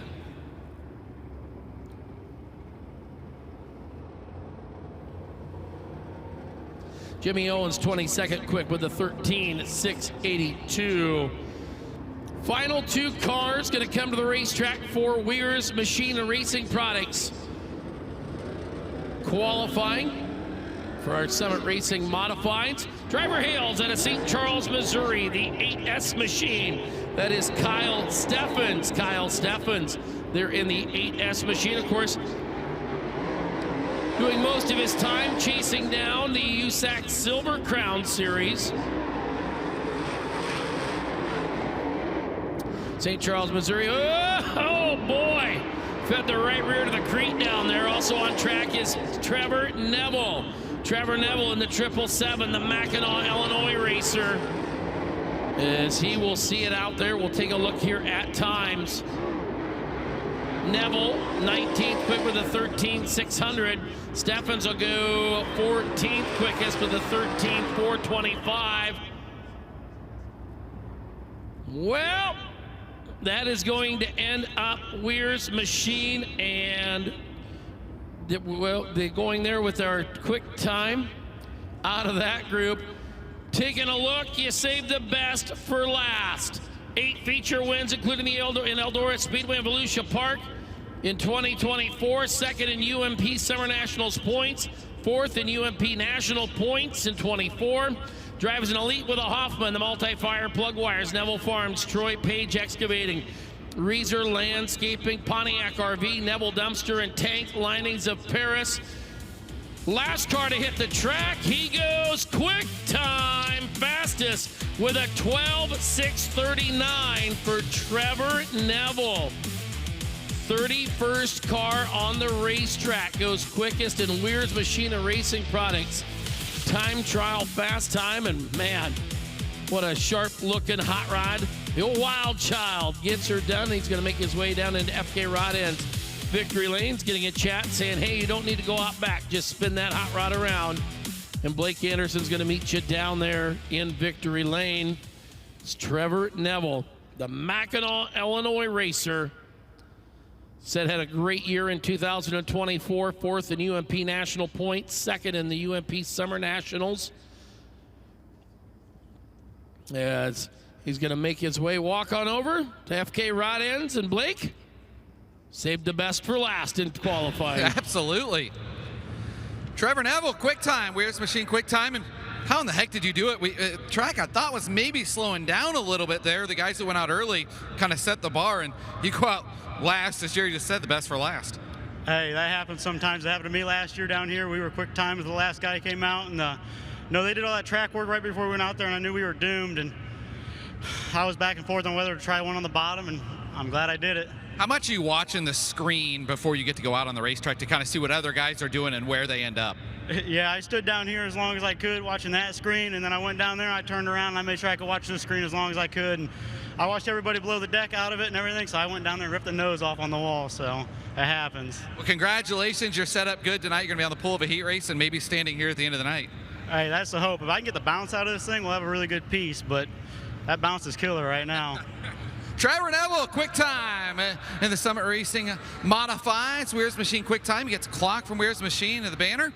And Jay Van pretty darn impressive. It's interesting to watch and listen to these guys talk about how much the screens kind of help them in qualifying. They can see where other guys are going. And of course, many of the guys watching Flo right on their phones. Exactly. See a lot of that. Let's take a look at your 4 qualifiers.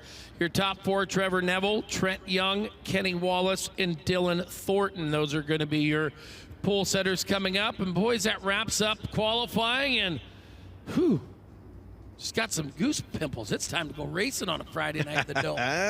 That's exactly right. You bet. So we're going to get things kicked back out, take care of some of our great marketing partners that make the broadcast and everything here at the Gateway Dirt Nationals possible. So you're watching live from St. Louis, the Castrol Gateway Dirt Nationals, presented by O'Reilly Auto Parts. We'll be back here momentarily with opening ceremonies.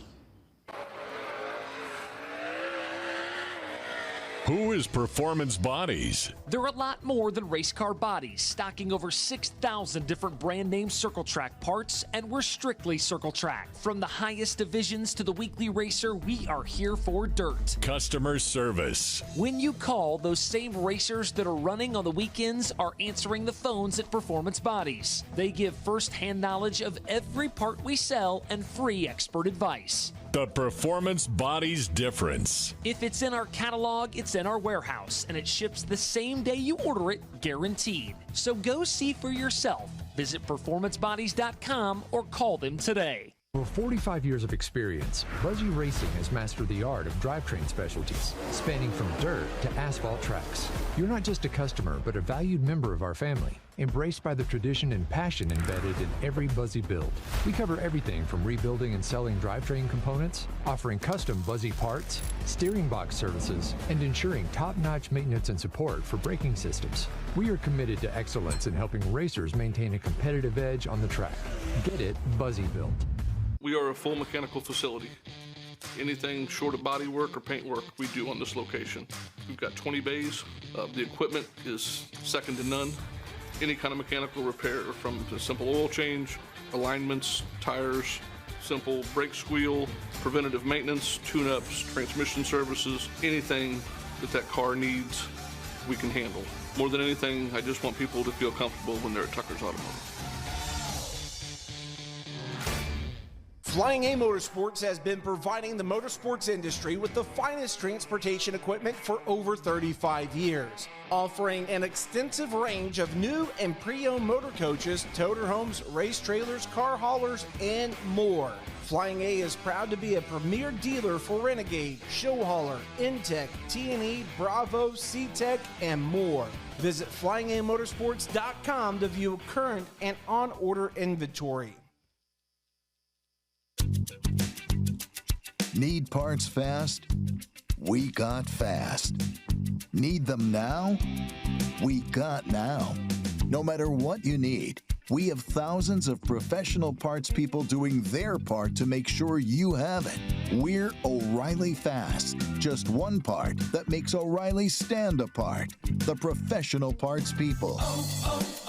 O'Reilly Auto Parts. You do a lot of hauling, and I mean a lot. That means you're prepared with a hitch for every job. So let's make this easy. Introducing the all-new hitch harness. Built for any vehicle, in any situation. A safe and secure way to store your vehicle receiver hitches. So say goodbye to rattling and damaged truck beds. Welcome to the new wave of hitch storage. Because it's not always about what you're hauling, but how you do it.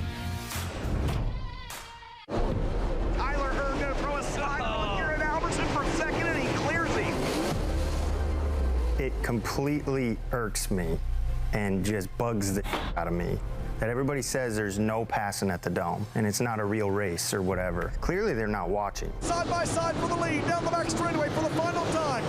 Through turns 3 and 4. You gotta be kidding me, Devin Moran, yes! Now Chevy with a slider on Tanner English. Look at Mike Harrison. Harrison's got to run to the inside. Oh, will a favor be returned? Yes, sir, and will slider again. Drag race back to the line. Who's it gonna be? Actually, we don't get enough credit how good the racing really is at the Dome. I go to races all over the country all year long, and especially in the super late model world, it's a bunch of aero platform follow the leader stuff going on just about everywhere you go. The racing at the Dome is different. It is hardcore elbows up, top, bottom, middle.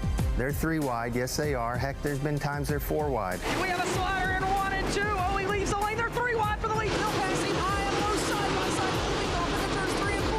Who's going to lead this time by? Move over, everybody. Race of the year right here. Ryan Unziger moves into the lead. He bounces off the wall, drives back down underneath. Tyler Carpenter, are you kidding me? Bob Gardner giving it all she can handle, baby. And the Pink Panther is on a mission. Watch the tape. We have almost 15 of the top 25 dirt late model drivers in the country come race the Dome. And the other guys that don't, the other 10, clearly they're not watching. The Dome has passing. It has a ton of passing, and it's some of the best racing that literally exists in dirt racing today, in my opinion. They're almost 3 wide for the lead of the Dome. Here comes Tyler Carpenter. White Castles are coming.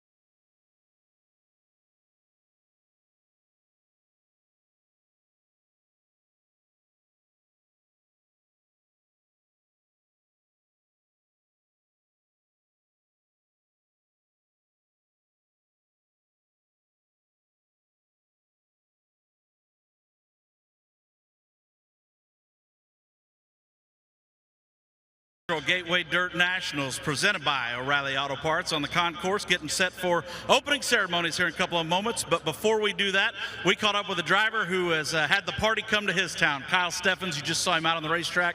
Thanks for hustling up here, man. You're 15th overall in your group. What do you think you're going to have in store here for tonight? We've got our work cut out for us tonight, but second to last car on the track. Hats off to Trevor Neville. He married the bottom there and went quick time. I should have done that instead of ripping the lip like I said I was going to, but that's okay. I like starting from the back sometimes. We just got to lock in and go from there. Man, the race has really evolved here. You've been in every single one of these. You've been a top 5 finisher the last 2 years, so you've had a lot of success when the money's on the line. How much does it mean to you to see this event here and just kind of discuss its evolution in your eyes? Absolutely. From day one to now, this event's growing tenfold. Cody, Emma, everybody involved in this event, from the track preparation to the sponsors, everything like that. Our company, Performance Plus Global, a sponsor of this event. I'm proud to be a part of this. It's part of my hometown, St. Louis, St. Charles, Missouri. I'm just glad to be here. I'd love to win this race. It's probably one of the biggest ticket items on my list to win, so we'll see. You've had a pretty good season. You made 32 starts against several disciplines of racing, but how much have you enjoyed that Silver Crown? I'm going to guess, with a little bit of an asphalt background, that you've enjoyed those longer races. Am I right in that? You're definitely right. It's just been less pressure on me. It's a different kind of car. There's nobody holding anything over my head. It's like we go out there and we got to do it. I think the slowest speed we were this year was 140 mile an hour, so that's helped me a lot in the modified. When we went to Springfield a few weeks ago, it was just kind of like slow motion, and it was really made me realize how much fun the modified is. Thanks for your time, man. Wish you the best of luck. Thanks a bunch. Hey, hi, Reese and Riker at home. I love you. There he is, Kyle Steffens with us right here. We're going to send him back to the pits and let him get ready to roll. All right, thanks a lot, Trenton. We appreciate that. Just about 2 minutes away or so, maybe 3 minutes here from opening ceremonies here this evening.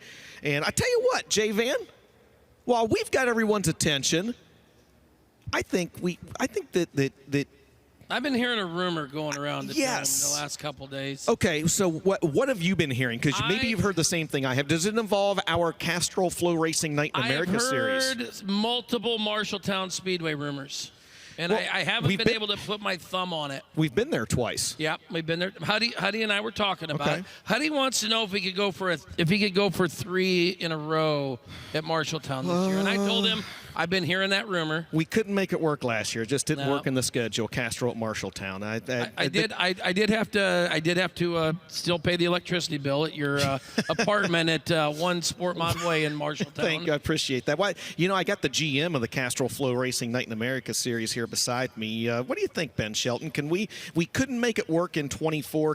Can we go back to my home track, Marshalltown Speedway, in 2025 with Castrol FloRacing Night in America? On the hills of a 5-day Illinois Speed Week, we're going to take a few days off, and then we're going to Marshalltown Speedway in May. Yes! Jay Van, lay the date on the good people. I think it's Tuesday, May 13th. Super late models.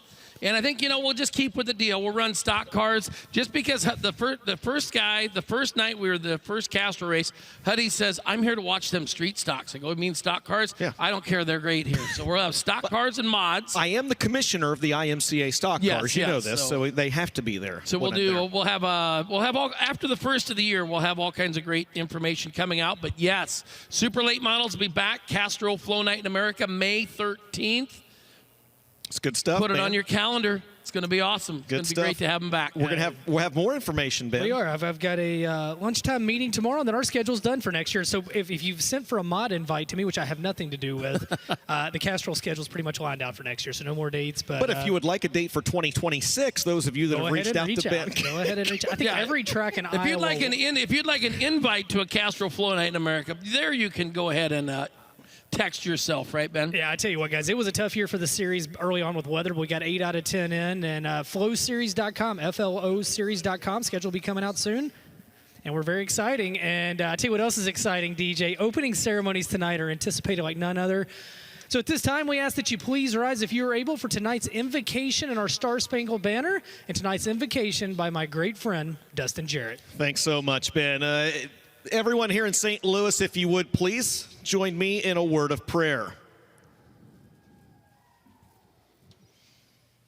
Dear gracious and heavenly Father, Lord, we thank you once again so much for the opportunity to be here. We're so blessed, Lord. You have just blessed us with so many great things, including the opportunity to be here this weekend and come out and enjoy this sport that we love so much, Father. We appreciate this. We appreciate those that serve, that give us the opportunity to do this, Lord. We appreciate this sport that we love so much. We come to you tonight, Father, and ask you to watch over these drivers that are out here entertaining us, Lord. As I like to say, bless them with a blanket of safety. Be with them and help guide them as they wheel these cars around the track, Lord. But also be with our crews, be with those in the infield, the media, the staff, the fans. Be with all of us here tonight at the Dome in America Center and the rest of the weekend as well, Father. Lord, as we always say, you bless us with so many things, but there is truly no greater gift than the one that you gave to us by sending your son, Jesus Christ, to die on the cross for us. And not just die on the cross, Lord, he rose from the tomb 3 days later, showing us that we have an opportunity to spend eternity with you, and we're so thankful for that. We ask all of this tonight in his precious and holy name, and the people said, amen. Thank you very much. And now, Dome, I hope you got your vocal cords ready because we're about to shine the spotlight on you. Blake Anderson will send it down to the infield. We've heard DJ and Ben talk about it all night. We're going to ask you guys to help us with the anthem tonight. Sing along, leading you guys, the world-famous Patrick Davis. Gateway, are you ready? Oh, say, can you see by the dawn's early light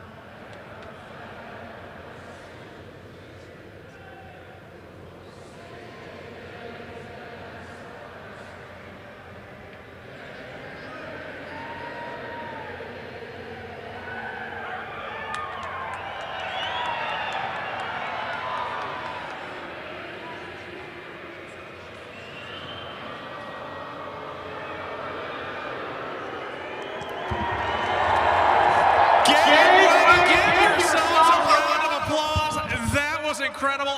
Goosebumps. Blake, what did you think, man?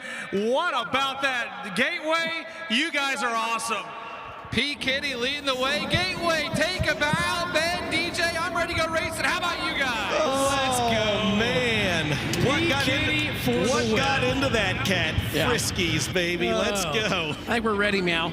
DJ, it is time now for Walker Filtration Heat Race #1 for the Velocita late models. That was great. And your front row is going to look like this. Last night's feature winner in the mods, Ricky Thornton Jr. out of Chandler, Arizona, the 20 RT, and to his outside, out of Lincoln, Illinois, Miles Moose in the 84. Man, this heat's loaded. Devin Moran on the Rick and Jessica Martis 99 inside row 2 on his outside. In the 93 out of Lincolnton, North Carolina, that's Carson Ferguson. Row 3 will be Jamie Zidar out of Hell's Corner, Wisconsin in the 9Z, and to his outside, McClure, Ohio's Rusty Schlink in the 91. Amelia Eisenshank out of Fargo, North Dakota. She's going to start inside row number 4 in that Donnie Schatz Racing #1, and on her outside, out of Lewisburg, Kentucky in the 47, that is Kyle Forgy. Row 5 will be Matthew Tribble out of Pocahontas, Arkansas in the 111, and to his outside, John Kirby out of Russellville, Arkansas in the 11. And your final starter out of Alton, Illinois, it's Kyle Mixon in car 2070. 11 cars, 8 laps, top 2 move off to the main event. The winner to the redraw. Positions 3 through 6 go to a B main tonight. Everybody else done for the night.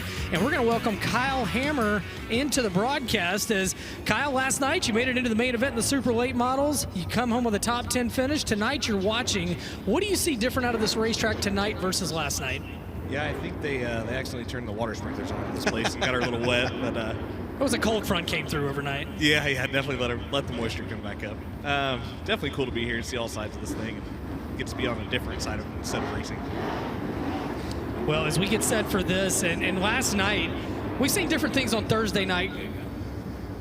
Kyle, I want to ask, racetrack last night, how much better was it than what you might have thought it would have been for Thursday?